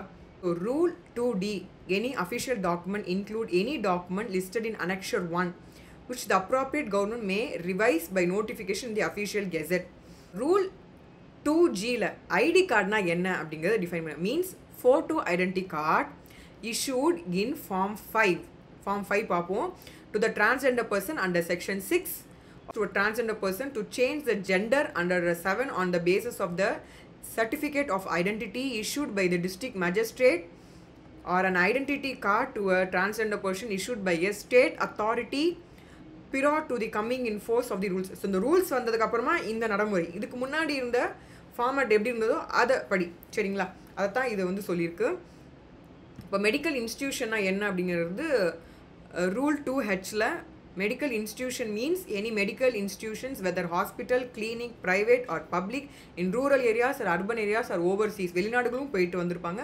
ஸோ என்ன இருந்தாலும் சரி மெடிக்கல் இன்ஸ்டிடியூஷன்ஸ் அப்படிங்கிற கண்டிஷன்ஸில் உள் வருது. அரசாங்கம் செயல்படக்கூடிய ஒரு மருத்துவமனையாக இருந்தாலும் சரி, இல்லை வந்து ப்ரைவேட்டுன்னு சொல்லக்கூடிய தனியார் நிறுவனமாக இருந்து அந்த மருத்துவம் 2I ரூல் என்ன சொல்லுன்னா மெடிக்கல் இன்டர்வென்ஷன்னா என்ன அப்படின்னா includes any gender affirming medical intervention undertaken by an individual to facilitate identified gender including but not limited to counseling, hormonal therapy, surgical intervention if any. Surgical intervention மட்டும் கிடையாது, மற்றது எல்லாமே கூட medical இன்டர்வென்ஷனில் தான் வருது. அந்த பர்டிகுலர் செல்ஃப் ஐடென்டிஃபைட் ஜெண்டருக்கு தேவையான translations ஃபெசிலிட்டிஸில் வரக்கூடிய எல்லாமே மெடிக்கல் இன்டர்வென்ஷன் தான் சொல்லியிருக்காங்க. நான் 2 அனெக்ஷர் இருக்குது, ஒன்று அனெக்ஷர் 1, இன்னொன்று அனெக்ஷர் 2. அனெக்ஷர் 1ல வந்து கவர்மெண்ட் என்னென்னா ரெக்கார்ட்ஸ்னு சொல்லி பார்த்தோம்ல, அதில் என்னெல்லாம் அஃபிஷியல் டாக்குமெண்ட்ஸ் அப்படின்னு சொல்லி கொடுத்துருக்காங்க பாருங்கள். Illustrative list of official documents refer to win, அதாவது name of the official document, இதெல்லாம் அஃபிஷியல் டாக்குமெண்ட் தான். இது எல்லாமே உங்களுக்கு சேஞ்சஸ் வந்து ஒன்ஸ் டிஸ்ட்ரிக்ட் மேஜிஸ்ட்ரேட் நீங்கள் கையெழுத்து வாங்கிட்டீங்கன்னா birth certificate, caste, tribe certificate, any education certificate issued by school, board, college, universities and any other academic institutions வாங்கினது எல்லாமே மாற்றங்கள் செய்யப்படும், உதவி செய்யப்படும். Election photo identity card, Aadhaar card, PAN card, அதாவது permanent account number, driving licence, BPL ration card, post office bank passbook with photo, passport, kitchen passbook, marriage certificate, electricity, water, gas connection papers, property papers, vehicle registrations, service book, employment papers, identity card related to bars, policy papers. இது எல்லாமே annexure 1ல இந்த எல்லா official டாக்குமெண்ட்ஸ்லையும் மாற்றங்கள் செய்யப்படும்னு சொல்லிட்டு சொல்லியிருக்காங்க. Annexure 2ல என்ன சொல்லியிருக்காங்கன்னா suggested list of welfare schemes to be considered. So ஒரு திட்டம் வருது, அதாவது அரசாங்கம் மூலிமா ஒரு நலத்திட்டங்கள் எடுத்துகிட்டு வந்தாங்க அப்படின்னா அந்த நலத்திட்டங்கள் எதெல்லாம் வந்து கவர் பண்ணணும் அப்படிங்கிற மாதிரியான விஷயங்களை சொல்லியிருக்கிறதுல ஒரு 5 முக்கியமான ஹெட்டிங்ஸை சொல்லியிருக்காங்க. ஒன்று, ஒரு மனிதருக்கு தேவைப்படுறது வந்து உடல் ஆரோக்கியம்.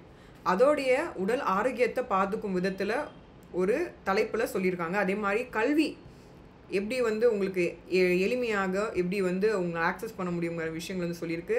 ஹவுசிங், வீடு ரொம்ப முக்கியம். வெல்ஃபேர் மெஷர்ஸ், என்ன மாதிரியான வெல்ஃபேர் மெஷர்ஸ், ஸோ நமக்கு தேவையான ரேஷன் கார்டோ இல்லை அந்த மாதிரி இருக்கும் welfare measures and economic support. So இது 5 ஹெட்டிங்கில் சொல்லியிருக்காங்க. Access to health, access to education, access to housing, welfare measures, economic support. So இந்த 5 ஹெட்டிங்கில் வந்து அனெக்ஷர் 2ல பேசியிருக்காங்க. ஸோ இது என்னன்னு சொல்லி பார்ப்போம். First, at least 1 government hospital in every state shall be equipped to offer safe and free gender affirming surgery, counseling, hormonal replacement therapy to the transgender community, including all male to female and female to male procedures. So male to female TF னு சொல்கிறாங்க அப்ரிவேஷனாக, female to மேல்னா FTM அப்படின்னு சொல்லிட்டு அப்ரிவேஷன்ஸை சொல்லியிருக்காங்க. So at least every state, ஒவ்வொரு state மாநிலத்துலேயும் at least ஒரு government ஹாஸ்பிட்டலில் கண்டிப்பாக ஃப்ரீயாக வந்து இந்த சர்ஜரியோ இல்லை கவுன்சிலிங்கோ ஹார்மோனல் ரீப்ளேஸ்மெண்ட் தெரப்பி செய்கிறதுக்கான விஷயங்களை வந்து ரெடி பண்ணணும் அப்படிங்கிற விஷயத்த ப்ரொசீஜர்ஸை செய்கிற மாதிரியான விதத்தில் இருக்கணும் அப்படின்ட்டு சொல்லியிருக்காங்க. ஸ்டேட் மெடிக்கல் இன்சூரன்ஸ் கவரேஜ் பண்ணுற மாதிரி எஸ்ஆர்எஸ்ஸாக இருந்தாலும் சரி, இல்லை வந்து ஹார்மோனல் தெரப்பியாக இருந்தாலும் சரி, லேசர் தெரப்பி இல்லை கவுன்சிலிங் எதுவாக இருந்தாலும் சரி, அவங்களுக்கு தேவைப்படக்கூடிய மாநில அளவில் அவங்களுக்கு தேவையான இன்சூரன்சஸ் காப்பீட்டு திட்டங்கள் அவங்களுக்கு கவர் பண்ணுற மாதிரி மெடிக்கல் ஃபெசிலிட்டிஸை ரெடி பண்ணணும் அப்படின்னு சொல்லியிருக்காங்க. காப்பீடுகள் அவங்களுக்கு கிடைக்கும் விதத்தில் செய்யணும் அப்படிங்கிறத சொல்லியிருக்காங்க. இது வந்து ப்ரைவேட் ஹாஸ்பிட்டல், தனியார் நிறுவனங்களும் பயன்படும் விதத்தில் இது கொண்டு வர சொல்லி இந்த விஷயத்தில் கொண்டு வரணும்னு சொல்லிட்டு இந்த அனெக்ஷரில் சொல்லியிருக்கு. அதே மாதிரி மெடிக்கல் இன்சூரன்ஸ், அதே மாதிரி கெஷி கார்ட்ஸும் கிடைக்கிற மாதிரி உங்களுக்கு அந்த இன்சூரன்ஸ் காப்பீட்டு திட்டம் இருக்கக்கூடிய அந்த கார்டுகள் கிடைக்கிற மாதிரியான வசதிகளை வந்து செஞ்சு கொடுக்குற அட்டைகளும் உங்களுக்கு தரப்படும்.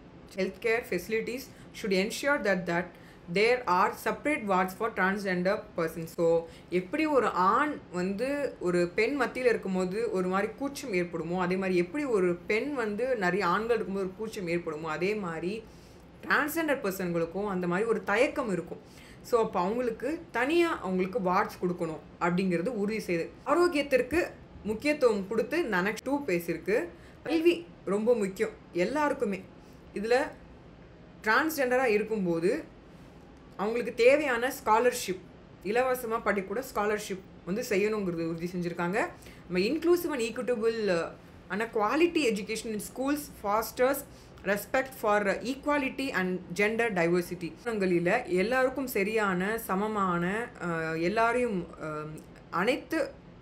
அனுவணிச்சு போகக்கூடிய ஒரு இன்க்ளூசிவான ஒரு கல்வி பள்ளிக்கூடங்கள் இருக்கணும் அப்படிங்கிறது உறுதி செய்யுது இந்த பர்டிகுலர் அனெக்ஷர் 2ல. அதே மாதிரி protections against ragging in education institutions with provisions grievances redressal பண்ணுறது. எஜுகேஷன் இன்ஸ்டியூட் கல்வி நிறுவனங்களில் இந்த மாதிரி ராகிங் விஷயத்தை வந்து தடுக்கவும் அவங்களுக்கு தேவையான ப்ரொடெக்ஷன் பாதுகாப்பும் தரணுங்கிறது உறுதி செய்து பிரச்சனையாக இருக்கும்போது அந்த கல்வி நிறுவனம் தக்க நடவடிக்கை எடுக்கப்படணும் அப்படின்னு சொல்லியிருக்காங்க. அப்படி இல்லாத பட்சத்தில் அந்த நிறுவனத்து மேலேயே நடவடிக்கை எடுக்கப்படுங்கிறது தெரிஞ்சுக்கணும். அடுத்து facilitations of accommodations and schoolings for transgender gender non conforming intersex children in residential government schools and universities. So அவங்களுக்கு தங்கும் இடத்தை வசதியை செஞ்சு கொடுக்கணும் அப்படின்னு உறுதி செய்து. நிறைய பேருக்கு என்ன ஜெண்டர்னே கன்ஃபார்மே பண்ணாமல் இருந்திருப்பாங்க. அவங்க நான் வந்து என்ன ஜெண்டர் நான் இன்னும் முடிவு பண்ணலை, கன்ஃபியூஷனில் இருப்பாங்க. ஸோ அவங்களெல்லாம் நம்ம தேவையான அகாமடேஷன்ஸ் அண்ட் ஃபெசிலிட்டி அந்த ஸ்கூல்ஸ் நிறுவனங்கள் யூனிவர்சிட்டிஸ் வந்து ஒழுங்காக அந்த கல்வி நிறுவனங்கள் நடவடிக்கை எடுக்கணுங்கிறது சொல்லியிருக்காங்க. ஸோ அவங்களுக்கான பாதுகாப்பான இடங்கள் அவங்களுக்கு கிடைக்க போகுது. Access to housing, so affordable housing பண்ணி கொடுக்கறதுக்கும் சொல்லியிருக்கு. And shelters and community centres for a risk transgender youth that provide nutritious food and counselling. முகாம்களில் தங்கலாம். அந்த சென்டர்ஸ்களை தங்கும் போது அவங்களுக்கு எந்த விதமான ரிஸ்க் இல்லாமல் அந்த அந்த பர்டிகுலர் ஸ்டேஜில் தான உணவுகளும் அவங்களுக்கு தேவையான ஆரோக்கியமான கவுன்சிலிங்கும் தரணும் அப்படின்னு சொல்லிட்டு இந்த பர்டிகுலர் பாயிண்ட்டில் சொல்லியிருக்காங்க. Access to sanitations facilities and safe drinking water. So அவங்க குடிக்கக்கூடிய தண்ணி பாதுகாப்பானதாகவும் சுத்தமானதாகவும் இருக்கணும், அதுக்கான ஃபெசிலிட்டிஸும் செஞ்சு கொடுக்கணும். அதாவது ஆக்சஸ் டு ஹவுசிங், அவங்க எந்த இடத்துல தங்கியிருக்காங்களோ அந்த மாதிரியான இடங்களில் இந்த மாதிரியான ஃபெசிலிட்டிஸ் தான் இருக்கணும். இப்போ ஹாஸ்டலில் தங்கலாம், இல்லை எது வேணா இருக்கலாம். ஸோ அவங்க தங்கும் இடம் பாதுகாப்பானதாகவும் ஆரோக்கியமான சாப்பாடும் உணவுகளும் இருக்கணும் அவங்களுக்குன்னு சொல்லிட்டு கொடுத்துருக்காங்க. வெல்ஃபேர் மெஷர்ஸ்னால் universal access to food security schemes and provisions to ration cards. So சாப்பாடு, அதாவது அரிசி பருப்போ இல்லை சர்க்கரையோ மலிவான ரேட்டில் கிடைக்கணும் அப்படின்னா கண்டிப்பாக ரேஷனில் தான் உங்களுக்கு கிடைக்கும் எல்லாருக்குமே. ஸோ அது பாதுகாப்பானதாகவும் அவங்களுக்கு கிடைக்கும் விதத்துலேயும் இருக்கணும் அப்படிங்கிறது உறுதி செய்யுது. அதே மாதிரி pension for age and disable and other vulnerable transgender persons. ரொம்ப சாதுவாக இருப்பாங்க டிரான்ஸ்ஜெண்டர்ஸில். ஒரு சில பேர் தான் ரொம்ப கொஞ்சம் கோவத்தில் இருப்பாங்க, ஏன்னா அவங்க நிறைய விஷயங்களை அண்டர்கான் பண்ணிட்டு வந்திருப்பாங்க, அதனால கோவம் இருக்க தானே செய்யும். ஸோ அதனால அவங்க கொஞ்சம் கோவப்படுவாங்க. ஆனால் நிறைய நேரங்களில் டிரான்ஸ்ஜெண்டர் பர்சன்ஸ் ரொம்ப சாஃப்ட் கைண்டடாக அவங்களுக்கு ரொம்ப பயத்தில் தான் இருப்பாங்க. அந்த மாதிரி இருக்கவங்களுக்கு இல்லை அதுலேயே ஊனமுற்றவர்களும் இருக்காங்க, டிரான்ஸ்ஜெண்டர் பர்சன்லேயே ஊனமுற்றவர்களும் இருக்காங்க, வயதானவங்க, அவங்களுக்கு பென்ஷன்ஸ் வர மாதிரியான மெஷர்ஸ் எடுக்கணும் அப்படிங்கிறது சொல்லியிருக்காங்க. சரிங்களா? Old age and retirement homes for transgender persons facing exclusion. So நிறைய பேர் வீடு தர மாட்டாங்க, வயசாக இருந்திருப்பாங்க, இல்லை அவங்களுக்கு வந்து ரிட்டையர்மெண்ட் வேலை கவர்மெண்ட்லேயே வேலை பார்த்தாலும் ரிட்டையர்மெண்ட்க்கு அப்புறமா வீடு தர மாட்டாங்க, இருக்கிற பதவியில் இருக்க வரைக்கும் விட்டு வச்சுருப்பாங்க, அதுக்கப்புறம் விட மாட்டாங்க. அப்படி இருக்கும்போது உங்களுக்கு தேவையான வீடு வசதிகளை செஞ்சு கொடுக்கறதுக்கான நடவடிக்கை எடுக்கணும் அப்படின்னு சொல்லிட்டு இந்த வெல்ஃபேர் மெஷர்ஸை கவர் பண்ணியிருக்காங்க. Public transport to have harassment free Jones for transgender persons. நிறைய இடத்துல பார்த்தீங்கன்னா எனக்கு தெரிஞ்சு நிறைய நேரங்களில் டிரான்ஸ்ஜெண்டர் பர்சன்ஸ் வந்து பஸ்ஸில் நிறைய பேர் வரவே மாட்டாங்க, ஏன்னா ஏதாவது பிரச்சனை ஏற்படும். அவங்களே அமைதியாக இருந்தாலும் சுற்றி இருக்க ஆம்பளைங்களோ இல்லை பெண்களோ சும்மா இருக்க மாட்டாங்க, அது ஒரு மாதிரி டிஃப்ரெண்ட்டாக பார்ப்பாங்க. என் ஓன் எக்ஸ்பீரியன்ஸை பார்த்தீங்கன்னா பேஷண்ட்ஸில் நான் ட்ராவல் பண்ணும்போது டிரான்ஸ்ஜெண்டர் அக்கா வந்து ஒருத்தவங்க உட்காந்துருந்தாங்க. நான் சாதாரணமாக எனக்கு ஒன்றுமே இல்லை, அக்கா உட்காந்துருக்காங்க, நானும் உட்காந்துருக்கேன். ஆனால் அங்கே எல்லாரும் இருக்கவங்களாம் கொஞ்சம் ஒரு மாதிரி டிஃப்ரெண்ட்டாக பார்த்தாங்க. அப்புறமா அக்கா கிட்ட கொஞ்சம் நேரம் பேசிட்டு அக்கா போயிட்டு இறங்கன்னு சொல்லிட்டு வந்துட்டேன். ஸோ என்ன சொல்ல வரேன் அப்படின்னா, நம்ம சாதாரண எடுத்துக்கிட்டாலும் சுற்றி இருக்கவங்க சும்மா இருக்க மாட்டாங்க, அந்த மாதிரியான விஷயங்கள்லாம் இல்லாமல் ஹராஸ்மெண்ட் ஃப்ரீ ஜோன்ஸாக இருக்கணும் பப்ளிக் டிரான்ஸ்போர்ட்டில் அப்படின்னு உறுதி செய்யுது. அதே மாதிரி எக்கனாமிக் சப்போர்ட் ஒரு மனிதருக்கு ரொம்ப முக்கியம். வந்து தனிப்பட்ட முறையில் அவங்க இருக்கிறதுக்கு வந்து அவங்களுக்கான எக்கனாமிக் சப்போர்ட், ஃபினான்ஷியல் சப்போர்ட் இருக்கணும். நிதி மூலியமாக அவங்க நல்லபடியாக ஆரோக்கியமாக இருக்கிறதுக்காக universal coverage of life insurance, அவங்களுக்கு லைஃப் இன்சூரன்ஸ் கிடைக்கிற மாதிரியான விஷயங்களில் access to banking and financial services including loans. அவங்களுக்கு கடன் வேணும்னா அந்த கடன் வசதி செய்யக்கூடிய விதத்தில் வங்கிகள் செயல்படணும், ஃபினான்ஷியல் சர்வீசஸ் செயல்படணும்னு சொல்லியிருக்காங்க. அதே மாதிரி explicit inclusions of transgender person in employment guarantee schemes such as Mahatma Gandhi National Rural Employment Act MNREGA அந்த ஸ்கீம் மூலிமாவோ இல்லை வந்து ஆல் சோஷியல் செக்யூரிட்டி ஸ்கீம்ஸ் மூலிமாவோ டிரான்ஸ்ஜெண்டர் தேவையான எம்ப்ளாய்மெண்ட் கேரண்டி கிடைக்கும், வேலை வாய்ப்பு அமைக்கக்கூடிய விதத்தில் இது இருக்கணும், செயல்படணும்னு சொல்லியிருக்காங்க. Formations into self help groups for livelihood activities, அன்றாட வாழ்க்கைக்கு தேவையான விஷயங்களை அவங்க உருவாக்கிக்கிறதுக்கும் அவங்க ஃபார்மேஷன் பண்ணுறதுக்கும் அவங்க தயாராகிறதுக்கு உதவி செய்யணும்னு சொல்லியிருக்காங்க. அதே மாதிரி provisions of zero interest and other micro finance schemes, அவங்களுக்கு தேவையான அதாவது இன்ட்ரெஸ்ட் இல்லாமல் அவங்களுக்கு வட்டி வந்து ரொம்ப குறைத்தலான ஜீரோ வட்டியாக இருக்கும் விதத்துலையும் அண்ட் மைக்ரோ ஃபினான்ஸ் ஸ்கீம்ஸ் மூலிமா உங்களுக்கு உதவி செய்யணும். ஏன்னா நிறைய பேர் உதவி செய்ய மாட்டாங்க, ஸோ அரசாங்கம் அதுக்கு செய்யணும். அப்படி சப்போஸ் வேறு யாராவது செஞ்சாலும் அது ப்ராப்பராக செய்யணும் அப்படின்னு சொல்லியிருக்காங்க. ஸோ டோட்டலாக 6 ஃபார்ம்ஸ் இருக்குது, அது ஆல்ரெடி 2 ஃபார்ம் பார்த்துட்டோம். ஸோ ஃபார்ம் 1 அண்ட் ஃபார்ம் 2 பற்றி எக்ஸ்பிளைன் பண்ணிடுறேன். அப்புறமா ரூல்ஸ் கொஞ்சம் பார்த்தோன்னா கொஞ்சம் புரியும், ஏன்னா அந்த ஃபார்ம்ஸ் பற்றி தான் ரிப்பீட்டடாக பேசியிருப்பாங்க. ஸோ ஃபார்ம் 1ல் என்ன சொல்லியிருக்காங்க அப்படின்னா, applications form for issue of transgender certificate of identity under rule transgender persons 2020 rule and read with section 6 and 7 of the transgender persons protections of rights act 2019 வந்து முக்கியமான ஒரு ஃபார்ம். ஸோ அந்த ஃபார்மில் என்னெல்லாம் இருக்குன்னா பேசிக் டீட்டெயில்ஸ் தான் கேட்டிருப்பாங்க. ஸோ பார்த்தீங்கன்னா எல்லாமே கேபிட்டல் எழுதணும். இந்த ஃபார்ம் வந்து நீங்கள் ஃபில்அப் பண்ணி தரீங்கன்னா தயவு செஞ்சு இதை நல்லா கவனமாக கவனிங்க. அதாவது கேபிட்டல் லெட்டரில் எழுதணும் உங்கள் பெயரை ஃபுல்லாக. அதாவது நீங்கள் என்ன பேர் உங்களுக்கு பிடிச்சிருக்கு, பேர் மாற்றிருந்துருக்கலாம் இல்லை வந்து சூஸ் பண்ணியிருக்கலாம், இந்த பேர் நான் மாற்றிக்கணும்னு நினச்சேன், அது எல்லாமே கேபிட்டல் எழுதுங்க. அதே மாதிரி என்ன சர்டிஃபிகேட்டில் உங்களுக்கு என்ன பேர், ஐடென்டிட்டி கார்டு அந்த அட்டவணையிலையும் உங்களுக்கு கொடுக்கக்கூடிய அந்த சர்டிஃபிகேட்டில் என்ன பேர் வந்து வரணும் அப்படிங்கிறத நீங்கள் கரெக்டாக வந்து ஃபுல்லாக எழுதுங்க, சரிங்களா? அதே மாதிரி நீங்கள் பிறப்பில் என்ன ஜெண்டராக இருந்தீங்க நீங்கள் உங்களால் ஐடென்டிஃபை பண்ணுற மாதிரி இருந்தால் நீங்கள் அதை எழுதுங்க. இல்லை ரெக்வஸ்ட் இந்த அப்ளிகேஷன்ஸ் இல்லை அதாவது வேறு ஏதாவது அப்ளிகேஷன் மூலிமா நீங்கள் ரெக்வஸ்ட் பண்ணி கேட்டிருந்தீங்கன்னா அது என்னன்னு சொல்லிட்டு நீங்கள் எழுதியிருக்கலாம். சரிங்களா? ஏன்னா சில பேருக்கு பார்த்தீங்கன்னா 2 உறுப்பினும் இருக்கலாம், இல்லை வந்து கன்ஃபியூசிங் மாதிரியான ஆனால் ஒரு ப்ரைவேட் பார்ட்ஸ் இருக்கக்கூடிய உங்களுக்கு போத் வெஜைனல் அண்டு பார்த்தீங்கன்னா பீனஸ் வந்து உங்களுக்கு இருந்திருக்கலாம். ஸோ அன்ஐடென்டிஃபைடாக இருந்திருக்கலாம், இல்லை பார்த்தீங்கன்னா பிரெஸ்ட்டு மட்டும் இருந்துட்டு அவங்களுக்கு பீனஸ் இருந்திருக்கலாம். ஸோ இந்த மாதிரியான அவங்க ஐடென்டிஃபை பண்ணாத மாதிரியான டெவலப்மெண்ட்டும் இருக்கும். ஸோ அந்த மாதிரி அன்அசைன்டாக இருந்து ஜெண்டர் பார்ட்ஸாக இருக்கும் பட்சத்தில் அந்த அசைன்டாக இருந்தால் ஓகே, லைக் நார்மல் மேனாக இருக்காங்க பட் ஃபீமேலாக உணர்ந்தாங்கன்னா அது வேறு. பட் இந்த மாதிரியான காம்ப்ளிகேஷன்ஸ் ஆஃப் உங்களுக்கு ப்ரைவேட் பார்ட்ஸாக இருக்கும்போது அதை நீங்கள் if you want to as a பர்த்தாக இருக்கும்போது என்ன அசைன்டு பண்ணியிருந்தீங்களோ அதை நீங்கள் எழுதலாம். சரிங்களா? இந்த தேதி டேட் ஆஃப் பர்த் அதே மாதிரி படித்திருந்தால் நிறைய நல்லா படிச்சிருந்துருப்பாங்க அந்த குவாலிஃபிகேஷன்ஸை. ஏன்னா எனக்கு தெரிஞ்சு எக்கச்சக்கமாக படித்து பேராகிராஃபில் போடுற அளவுக்குலாம் எஜுகேஷன் குவாலிஃபிகேஷன் போடுற அளவுக்குலாம் படிச்சிருந்துருக்காங்க. ஸோ அந்த குவாலிஃபிகேஷன்ஸை நீங்கள் இதில் ஃபில்அப் பண்ணலாம். இப்போது நீங்கள் எந்த அட்ரஸில் இருக்கீங்க, என்ன முகவரியில் இருக்கிறீங்க, அதே மாதிரி உங்களுக்கு பெர்மனண்ட் அட்ரஸ்னு இருக்கும் இல்லையா? ஸோ அந்த அட்ரஸ் என்ன அப்படின்னு சொல்லிட்டு நீங்கள் சொல்லலாம். ஏன்னா நீங்கள் வந்து உங்கள் சொந்த ஊர் ஒரு இடமா இருக்கலாம், நீங்கள் வேலைக்கு ஒரு இடத்துல வந்து தங்கியிருந்துருக்கலாம். அந்த 2 அட்ரஸும் நீங்கள் மென்ஷன் பண்ணுங்கள். If there is a source of income the annual income, இப்போ நீங்கள் சம்பாரிச்சிட்டு இருக்கீங்க, ஆல்ரெடி சம்பாரிச்சிட்டு இருக்கீங்க ஒரு நிறுவனத்தில் ஒரு ஹெச்ஆராவோ இல்லை வந்து ஒரு டீம் லீடராகவோ இல்லை பார்த்தீங்கன்னா நீங்கள் ஒரு முக்கியமான ஒரு மேனேஜராகவோ சிஇஓவோ இல்லை பார்த்தீங்கன்னா ஒரு மாடலிங் செய்யக்கூடிய நபராகவோ இல்லை மாடலிங்லேயோ இருந்து ஒரு சம்பாத்தியம் வந்ததுன்னா அதை நீங்கள் குறிப்பிடணும். சரிங்களா? நீங்கள் வந்து 1 லட்சத்துக்கு கம்மியாக சம்பாரிச்சிங்கன்னா எஸ் நோவில் எதுவோ நீங்கள் டிக் பண்ணுங்க. பிட்வீன் 1 lakh மேலேயும் 3 லட்சத்துக்குள்ளே இருந்தால் நீங்கள் எஸ் நோவில் நீங்கள் கொடுக்கலாம். இல்லை அபவ் 3 லட்சம் மேலே நான் நல்லா சம்பாதிக்கிறேன் அப்படின்னா அந்த அமௌண்ட் எவ்வளோன்னு சொல்லிட்டு நீங்கள் ஸ்பெசிஃபை பண்ணி அமௌண்ட்டு பண்ணுங்கள். ஸோ தட் ப்ராப்பராக உங்களுக்கு income tax certificate, PAN cards இது எல்லாமே உங்களுக்கு ப்ராப்பராக மாறிடும். Do you have any following documents? If so please submit self attested photo copies of the certificate stated below. இப்போது உங்ககிட்ட ஆல்ரெடி எல்லா சர்டிஃபிகேட்ஸும் இருக்குது. இப்படி இருக்கும் பட்சத்தில் நீங்கள் கையெழுத்து போட்டு நீங்கள் அதை சப்மிட் பண்ணணும். சரிங்களா? அது எல்லாமே இருக்கணுங்க, முக்கியம் எல்லாமே இருக்கணும். சரிங்களா?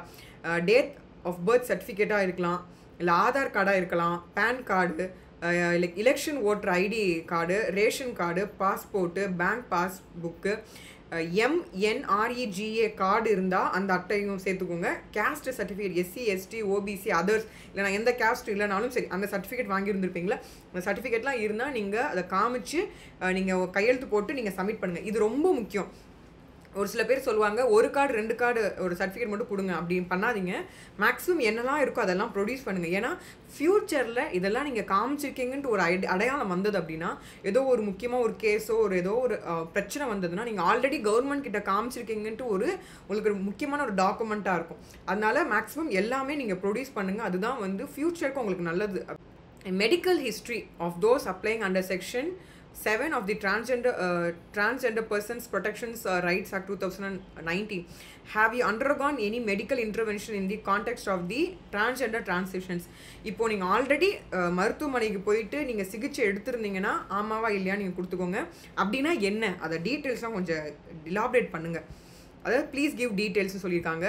தயவு செஞ்சு ஃபுல்லாக ஃபில் பண்ணுங்கள், பிளாங்காக விடாதீங்க பேஜஸை. சரிங்களா?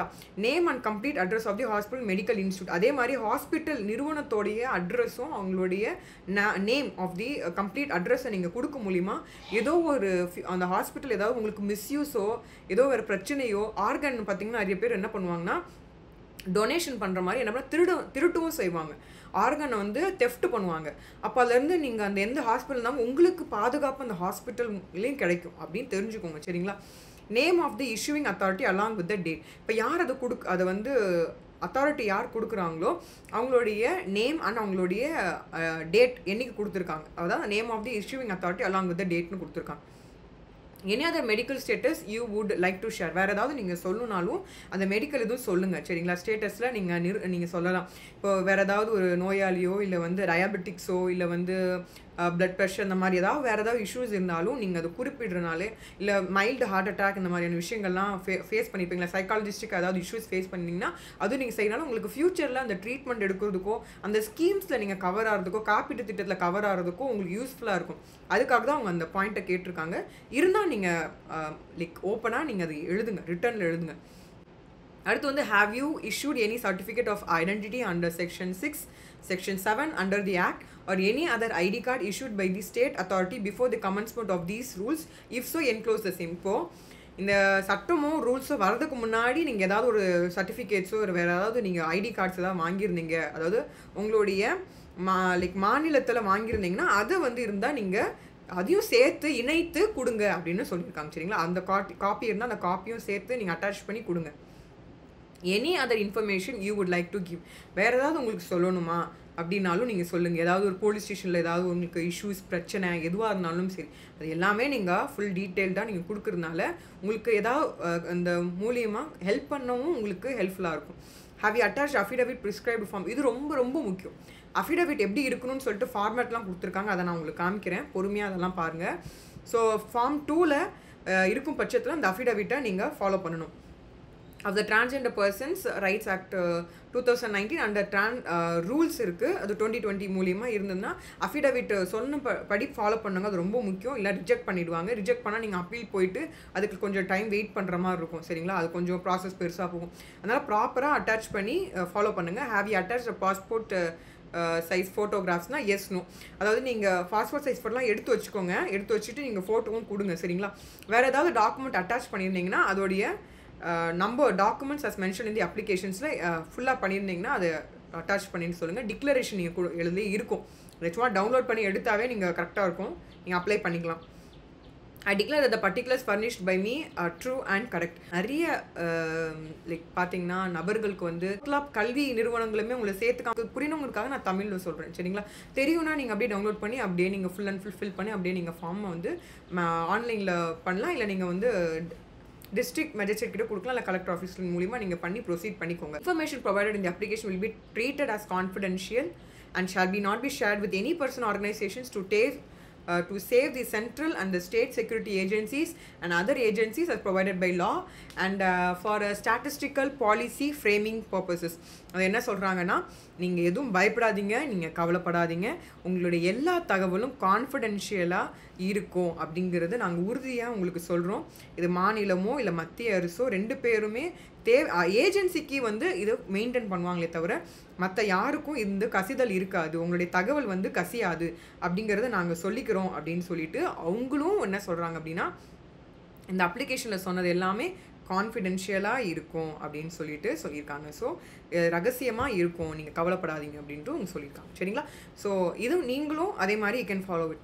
ஸோ இப்போ சிக்னேச்சர் ஒன்று கையெழுத்து போடணும்னா கையெழுத்து, இல்லை இடது கை கட்ட விரலோடைய இம்ப்ரெஷன்ஸ் நீங்கள் கொடுக்கணும். அப்படி இல்லைனா உங்களுடைய கையெழுத்து நீங்கள் போகலாம். ரெண்டுத்துல ஏதாவது ஒன்று, ரைட்டு கிடையாது லெஃப்ட். சரிங்களா? அதான் நேம் ஆஃப் தி அப்ளிகண்ட் அப்படின்னு சொல்லிட்டு சொல்லியிருக்காங்க. நீங்கள் ப்ராப்பராக அதை ஃபாலோ பண்ணிக்கோங்க. இதுதான் ஃபார்ம் 1. ஃபார்ம் 2ல் என்ன சொல்லியிருக்காங்கன்னா, அஃபிடவிட் எப்படி இருக்கணும்னு சொல்லியிருக்காங்க. இதே ஃபார்மெட்டில் உங்கள் பேர் இருக்கிறதுல பேர் எழுதுங்க, நீங்கள் என்ன டிஸ்ட்ரிக்ட் அட்ரஸ் எழுதி நீங்கள் இப்படி நீங்கள் கரெக்டாக எழுதி கையெழுத்து போட்டு கொடுத்தாவே போதும், உங்களுக்கு ஃபார்ம் ஃபில்அப் பண்ணி உங்களுக்கு எல்லாமே வந்துடும். ஸோ இது ஃபார்மேட்டு இப்படி தான் இருக்கணும். The format of affidavit to be submitted by a person applying for certificate of identity of transgender persons under Rule 4 of the Transgender Persons Rules 2020 read with Section 6 of Transgender Person Protections Rights Act 2019. Affidavit should be on non-judicial stamp paper 10 ரூபாய் ஓட சேர்த்து non-judicial ஸ்டாம்பில் அஃபிடவிட்டை ready பண்ணணும். இது competent Notre சிவில்லையோ இல்லை வந்து டிஸ்ட்ரிக்ட்லேயோ name of the district and name of the ஸ்டேட்டோட நோட்டரியோட சீலோட இருக்கும் பட்சத்தில் தான் இது ஏற்றுக்க கொள்ளப்படும் அப்படின்னு நீங்கள் தெரிஞ்சுக்கணும். ஸோ நீங்கள் உங்கள் பெயர், நீங்கள் சன்னா, டாட்டரா, வாடா, ஸ்பவுஸ் ஆஃப், ஸோ யார், அதாவது நீங்கள் உங்களுடைய ஆணாக இருக்கலாம் பெண்ணாக இருக்கலாம். ஸோ யாருடைய குழந்தை, பெண் குழந்தையா ஆண் குழந்தையா, இல்லை வந்து வாடா யாராவது இருக்காங்க அப்படின்னா கார்டியனோட பேர் அங்கிட்டு எழுதுகிற மாதிரி இருக்கும். அது கணவனோ மனைவியாக இருந்தால் நீங்கள் அது என்ன பாயிண்ட்டோ நீங்கள் எழுதிட்டு name of the parent, guardian, husband, aged in completed year, இப்போ என்ன வயசு உங்களுக்கு முடிஞ்சிருக்கு, நிறைவு அடைஞ்சிருக்கு அப்படின்ட்டு, ரிசைடிங் ஆஃப் தி அட்ரஸ் ஃபுல்லாக எழுதணும், டெக்ஸில், டிஸ்ட்ரிக்ட்டு, ஸ்டேட்டு, பின்கோடு, இது எல்லாம் முக்கியம். Do hereby solemnly affirm and declare, அதான் அட்ரஸ் அந்த கார்ட்லேயும் சர்டிஃபிகேட்லேயும் வரும். நீங்கள் எந்த அட்ரஸில் இருக்கீங்க, கரண்ட் அட்ரஸ், அது first point. I am currently residing in the above address I perceive myself as a transgender person whose gender does not match with the gender assigned by at birth. நான் கடவுள் வந்து கொடுத்த இந்த உடல் வந்து நான் இருக்கக்கூடிய இதுக்கு வந்து சரியா இல்லாத பட்சத்தினால நான் இந்த டிரான்ஸ்ஜெண்டர் இதில் வந்து கேட்டகரியில் நான் வரேன் அப்படின்னு சொல்லிட்டு நான் மேட்ச் டஸ் நாட் மேட்ச் அப்படின்னு சொல்லிட்டு சொல்லி நீங்கள் சொல்கிற மாதிரி ஒரு பாயிண்ட் 2ல் இருக்கும். I declare myself as a transgender. So இப்போ நான் சொல்கிறேன் நான் ஒரு டிரான்ஸ்ஜெண்டர்னு நான் உறுதி செஞ்சுக்கிறேன், நான் டிரான்ஸ்ஜெண்டர் தான் அப்படின்னு நீங்கள் சொல்லிட்டு 4வது பாயிண்டில் I am executing this affidavit to be submitted to the district magistrate for the issue of certificate of identity as transgender person under section 6 of the transgender persons protections right act 2019 under rule transgender persons protections of rights rules 2020. இப்போது இந்த format இப்படியே இருக்கும். So இப்போ நீங்கள் அதில் இல்லை அப்படின்னா அதில் நீங்கள் கொஞ்சம் கொஞ்சம் ஸ்ட்ரைக் அவுட் பஸ். இப்போ நீங்கள் டாட்டர் அப்படின்னா சன் அப்படிங்கிறதையும் வார்டு ஸ்பௌஸுங்கிறதையும் அடிச்சிடுங்க. ஸோ அதே மாதிரி இப்போது நீங்கள் லைக் வார்டாக இருக்கும் பட்சத்தில் சன் டாட்டர் ஸ்பௌஸ் அடிச்சுட்டு வார்டு அப்படிங்கிற மட்டும் விட்டு வைங்க. நேம் ஆஃப் த பேரண்ட்னா பேரண்ட் கூட இருந்தால் பேரண்ட் பேர், கார்டியன்னா கார்டியன், ஹஸ்பண்ட் யாராவது இருந்தாங்கன்னா ஹஸ்பண்ட்னு சொல்லிட்டு அது எது தேவையில்லையோ அதை அடிச்சுட்டு மீதி எல்லாத்தையும் ஃபில் பண்ணுங்கள். சரிங்களா? அதே மாதிரி கையெழுத்து, இப்போ யார் சிக்னேச்சர் ஆஃப் த அப்ளிகண்ட் யாரோ நீங்கள் கையெழுத்து போட்டுட்டு நீங்கள் கொடுத்துடலாம். அந்த வெரிஃபிகேஷனில் உங்களுடைய பேர் hereby state whatever stated herein above serial number 1 to 4 are true. இப்போ நீங்கள் எல்லாமே உண்மையை தான் சொல்லியிருக்கேன், பெஸ்ட் ஆஃப் மை நாலேஜ் சொல்லிட்டு கையெழுத்து போட்டுட்டு இந்த அட்ரஸ் ஸோ இப்போது அட்வொகேட் பப்ளிக் நோட்ரி யார் கையெழுத்து போடுறாங்களோ அவங்க கையெழுத்து வாங்கிக்கிற மாதிரி இருக்கும். ஆல்ரெடி நோட்ரியோட இது சொல்லிட்டேன் நான், அதை நீங்கள் தெரிஞ்சுக்கோங்க. அந்த அட்ரஸ் நீங்கள் எப்படி எடுக்கணும், எந்தெந்த டிஸ்ட்ரிக்டில் யூஸ் பண்ணிக்கலாம் அப்படிங்கிறது நான் டீட்டெயிலாக சொல்லியிருக்கேன். அந்த அட்ரஸ் எடுத்து நீங்களே ஃபாலோ பண்ணிக்கோங்க. இப்போ ஃபார்ம் 5ல் என்ன சொல்கிறாங்கன்னா form of identity card front side of the identity card. So இப்படி தான் இருக்கும் ஐடென்டி கார்டில் எப்படி இருக்கணும், உங்களுக்கு ஐடி கார்டு தருவாங்க, ஃப்ரண்ட் சைடு இப்படி தான் இருக்கும் அப்படிங்கிறத கொடுத்துருக்காங்க. ஸோ டிரான்ஸ்ஜெண்டர் ஐடென்டி கார்டில் ஃப்ரண்ட்டில் ஃபோட்டோகிராஃபு, உங்கள் name, mother name, father guardians name, gender, date of birth, transgender, இங்கே பிறந்த தேதி அதெல்லாம் எழுதுங்க. என்ன வயசு உங்களுக்கு இருக்குது, இப்போ இஷ்யூ பண்ணும்போது உங்களுக்கு என்ன as on the date of the application for the issue of the year is the number certificate of the authority on the basis which the card is issued. அப்போ இதுதான் வந்து ஃப்ரண்ட் சைடு, இப்படி தான் front side இருக்கும். Side ஃபோட்டோகிராஃபோட இப்படி இருக்கும், back side இப்படி தான் இருக்கும். ப்ரெசன்ட் அட்ரஸும் card issue date signature of the authority designation பண்ணவங்களுடைய சீல் ஓட சேர்த்து இருக்கும். இதுதான் normal format. So issued under 6 and 7 of the act and rules, strike out whichever is not applicable. So எது அப்ளிகபிள் ஆகலையோ அதை நீங்கள் ஸ்ட்ரைக் அவுட் பண்ணிக்கோங்க. Only in case of applicant is a minor child. So minor சைல்டாக இருக்கும் போது தான் like other person பண்ணுவாங்க, இல்லைனா நீங்களே அதை நீங்கள் ஃபாலோ பண்ணி செஞ்சுக்கிற மாதிரி தான் இப்படி தான் இருக்கும். ஃபார்ம் 6ல் என்ன சொல்லியிருக்காங்கன்னா ஐடென்டி கார்டு. ஸோ இது வந்து state government officer of the district magistrate identity card. So photograph, identity கார்டோட நம்பர் உங்களுக்கு என்ன இருக்கோ அந்த நம்பரு, அந்த சேம் டீட்டெயில்ஸ் முன்னாடி படித்த மாதிரி ஃப்ரண்ட் அண்ட் பேக்கில் இருக்கும். Only in case of minor child அப்படின்னு சொல்லிட்டு கீழே கொடுத்துறாங்க. இவ்வளோ தான். ஸோ ஃபுல்லாகவே நம்ம பார்த்துட்டோம். இப்போ ரூல்ஸில் முக்கியமான விஷயங்களை நான் கவர் பண்ணணும். ஸோ அதை மட்டும் கவர் பண்ணிவிட்டு உங்களுக்கு வெப்சைட்ஸ் எல்லாத்தையும் நான் காமிச்சு விட்றேன். இந்த டோட்டலாக வந்து 14 ரூல்ஸு ஜஸ்ட் அண்ட் எம்மெண்ட்டோட நோட்டிஃபிகேஷனில் முக்கியமாக அது வந்தது. ஸோ இது பார்த்தீங்கன்னா இந்த ரூல்ஸோட பேர் வந்து transgender persons protections of rights rule 2020. Definitions rule 2 பார்த்துட்டோம் நம்ம. இதில் முக்கியமான ஒரு விஷயம் வந்து ரூல் 3 பார்த்தீங்கன்னா applications for issue of certificate of identity under 6 and 7. So form 1லாம் நான் உங்களுக்கு படித்து காமிச்சிட்டேன். So form 1. ஸோ இது எல்லாமே வந்து இதில் கொடுத்துருப்பாங்க. இந்த இடத்துல ஒரு முக்கியமான பாயிண்ட் என்னென்னா ஆன்லைன் ஃபெசிலிட்டிஸ் வராத வரைக்கும் நீங்கள் எப்படி பண்ணலாம் அப்படின்னா இன் பர்சன் டிஸ்ட்ரிக்ட் மேஜிஸ்ட்ரேட் கிட்ட இன் பர்சனாக போய் கையில் கொடுக்கலாம். டிஸ்ட்ரிக்ட் மேஜிஸ்ட்ரேட் அப்படிங்கிறது இந்த இடத்துல கலெக்டர் ஆஃபீஸும் இன்க்ளூட் ஆகும். போஸ்ட்டில் இந்தியன் போஸ்ட்லேயே ஏதாவது போஸ்ட்டில் ஸ்பீட் போஸ்ட்டில் கூட நீங்கள் அனுப்பலாம் அந்த அட்ரஸ்க்கு. இல்லை வந்து ஆன்லைன் ஃபெசிலிட்டிஸ் வராத வரைக்கும், இன்னும் குக்கிராமத்துலலாம் ஆன்லைன் ஃபெசிலிட்டிஸ்லாம் இல்லாமல் இருக்கும், சர்வீஸ்லாம் இல்லைனா நீங்கள் இப்படி பண்ணலாம். ஆன்லைன் ஃபெசிலிட்டி ஃபுல் ஃப்ளெட்ஜ்டு இப்போ வந்துருச்சு. இப்போ நீங்கள் ஆன்லைனில் மட்டும் தான் நீங்கள் செய்கிற மாதிரி இருக்கும். ஸோ அது நீங்கள் ஃபுல் அண்ட் ஃபுல்லாக ஸ்கேன் பண்ணி நீங்கள் அப்லோட் பண்ணுற மாதிரி இருக்குது. இப்போ நான் சொன்னது எல்லாமே ஃபார்ம்ஸ் எல்லாத்தையுமே. சரிங்களா? ஸோ இது மூலிமா உங்களுக்கு certificate of identity by the registered பர்சனுக்கு உங்களுக்கு வந்துடும். சரிங்களா? Transgender person who has officially record rule 4ல் procedure for issue of certificate of identity யார் கொடுப்பாங்கன்னா டிஸ்ட்ரிக்ட் மேஜிஸ்ட்ரேட் தருவாங்க அப்படிங்கிற விஷயத்தையும் சொல்லியிருக்காங்க. அண்ட் ஃபார்ம் 2ல் பண்ணணும் அப்படின்னு சொல்லியிருக்காங்க. அப்படி செய்யும் போது டிஸ்ட்ரிக்ட் மேஜிஸ்ட்ரேட் ஃபிசிக்கல் எக்ஸாமினேஷன் செய்யணும்னு அவசியம் இல்லை. ஆல்ரெடி சர்டிஃபிகேட் கொடுத்ததை வச்சு ஜென்யூனஸும் இந்த அஃபிடவிட்டையும் வச்சு அவங்க என்ன பண்ணலாம் அப்படின்னா தாராளமாக அவங்களுக்கான ப்ரொசஸை பண்ணலாம். The district magistrate shall, subject to the correctness of the applicant's particulars, get the application proceed based on the affidavit submitted declaring the gender identity of any person in Form 2 without any medical examination or physical examinations, and thereunder issue an identification number to the applicant which may be quoted as a proof of application. So இந்த இடத்துல district magistrate உங்களை physical எக்ஸாமினேஷனோ உடல் ரீதியாவோ இல்லை medical examinations மூலிமா தான் செய்யணும்னு இல்லை, application கொடுத்ததாவே அவங்க அதை ஃபாலோ பண்ணி இதை சேஞ்சஸ் இருந்தால் கரெக்ஷன்ஸ் இருந்தால் மட்டும் டாக்குமெண்ட்ஸ் தான் கொடுக்கல அப்படின்னா அதை மட்டும் சேஞ்ச் பண்ணிவிட்டு அஃபிடவிட்லாம் ப்ராப்பராக இருக்கான்னு சொல்லி பார்த்துட்டு அவங்க ஐடென்டிஃபிகேஷன் நம்பர் அந்த அப்ளிகேஷன்ஸுக்கு தாராளமாக கொடுக்கலாம், அதை ப்ரூஃப் அப்ளிகேஷனை எடுத்துக்கலாம்னு சொல்லியிருக்காங்க. For the purpose of the determination of the place of residence, application shall have the residence in the area under jurisdiction of the district magistrate as on the date of the applications of an affidavit effect shall be submitted in Form 2. So Form 2ல கொடுத்துருக்கக்கூடிய அந்த address கரெக்டாக இருக்கணும். ஏன்னா அந்த ஜுடிஷியனில் வருதான்னு சொல்லி பார்த்துட்டு இந்த டிஸ்ட்ரிக்ட் மேஜிஸ்ட்ரேட் வந்து உங்களுக்கு ப்ராப்பராக வித் த வெரிஃபிகேஷன்ஸ் அவருக்கு பண்ணுவார். உங்கள் ஏரியாவில் தான் இருக்கான்னு சொல்லிட்டு நீங்கள் செக் பண்ணிக்கோங்க. இந்த பர்டிகுலர் டிஸ்ட்ரிக்ட் மேஜிஸ்ட்ரேட்டோட இமெயில் ஐடிஸ் அண்ட் கொஞ்சம் கான்டாக்ட்ஸ்லாம் நான் வெப்சைட்ஸ்லாம் இருக்குது, நான் கொஞ்சம் ஃபார்வர்ட் பண்ணுறேன், அதை நீங்கள் செக் பண்ணி பார்த்துக்கோங்க. இப்போ ரூல் 5 என்ன சொன்னால் issue of certificate of identity for a transgender persons under section 6 அப்படின்னு சொல்லிட்டு இருக்காங்க. So the district magistrate shall issue the applicant a certificate of identity in Form 3. So Form 3ல டிஸ்ட்ரிக்ட் மேஜிஸ்ட்ரேட் தாராளமாக கொடுப்பாங்க. ப்ரொசீஜர்ஸ் ஃபாலோ பண்ணும் பட்சத்தில் in section 4 follow பண்ணும்போது indicating the gender of the such person, என்ன ஜெண்டராக உறுதி செஞ்சுருக்கீங்களோ அந்த ஜெண்டர் படி உங்களுக்கு மேஜிஸ்ட்ரேட் உங்களுக்கு சர்டிஃபிகேட் கொடுத்துருவாங்க. The said certificate of identity shall issued within 30 days. அப்படி கொடுக்கும் பட்சத்தில் 30 நாள் அந்த ரிசிப்ட் கொடுத்து 30 நாளில் ஃபுல் அண்ட் ஃபுல் ஒர்க் உங்களுக்கு முடிஞ்சிடும். சரிங்களா? ஸோ அஃபிடவிட்டை ப்ராப்பராக கொடுங்க. சரிங்களா? Duly field in applications along with the affidavit. Of identity issued shall on the basis of the change the gender as well as the name and the photograph if so necessitated. So இப்போ ஃபோட்டோவும் ஃபோட்டோலாம் மாற்றி உங்களுக்கு வேணும், name ஃபுல்லாக மாறி வேணும், ஜெண்டரும் ஃபுல்லாக சேஞ்ச் பண்ணிக்கிங்கன்னா சர்டிஃபிகேட்டில் உங்களுக்கு ப்ராப்பராக எல்லாமே வந்துடும். அதனால் நீங்கள் கொஞ்சம் கேட்டுட்டு நீங்கள் ஃபாலோ பண்ணிக்கோங்க. The transgender person in all such official documents as provided in the annexure 1 in accordance with the gender specified in the certificate of identity. So document நான் annexure 1 ஃபுல்லாக படித்தேன்ல, அது எல்லாத்துலேயுமே உங்களுக்கு மிகப்பெரிய சேஞ்சஸ் ஏற்படும். ஸோ ப்ராப்பராக உங்களுடைய ஃபோட்டோகிராஃப்லேயோ நேம்லேயோ உங்களுடைய ஜெண்டர் சேஞ்சஸ் எல்லாமே ப்ராப்பராக கொடுங்க. இது உங்கள் மிகப்பெரிய உங்களுக்கு ஒரு ரொம்ப நாள் ஆசைப்பட்டு ஒரு விஷயம் நிறைவேற போகுது. ஸோ கவனத்தில் இதை ஃபார்ம் எல்லாம் ஃபில் பண்ணுங்கள். சரிங்களா? The district magistrate shall at the time of issuance of the certificate of identity under sub-rule so and so Form 5 of the application. So Form 5 நம்ம பார்த்துட்டோம். அந்த அப்ளிகேஷனில் தான் உங்களுக்கு டிஸ்ட்ரிக்ட் மேஜிஸ்ட்ரேட் தருவாங்கன்னு சொல்லியிருக்காங்க. அட்டஸ்டேஷன்ஸ் அண்ட் கையெழுத்து டிஸ்ட்ரிக்ட் மேஜிஸ்ட்ரேட் போடுவாங்க. Then appropriate government shall maintain a register for the issuance of the certificate of the identity card and the transgender identity card.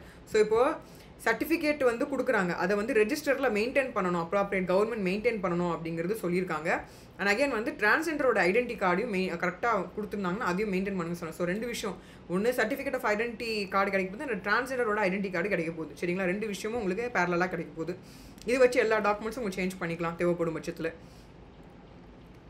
So இதை தான் வந்து உறுதி செஞ்சுருக்காங்க. The authority issued official document on the applications made by the applications under Rule 3 shall change name of the gender, photograph, so and so certificate identity official document wherein gender, name, photograph of the transgender are revised based on the said certificate identity shall bear the same serial and a reference number as in the original official document of such a transgender person who seeks change in the name or gender or both in the official documents, provided that all the benefits that a transgender person was entitled to based on the identity card, if any issued by a state authority, shall continue to be enjoyed by the state the transgender person based on the certificate of identity issued under these rules.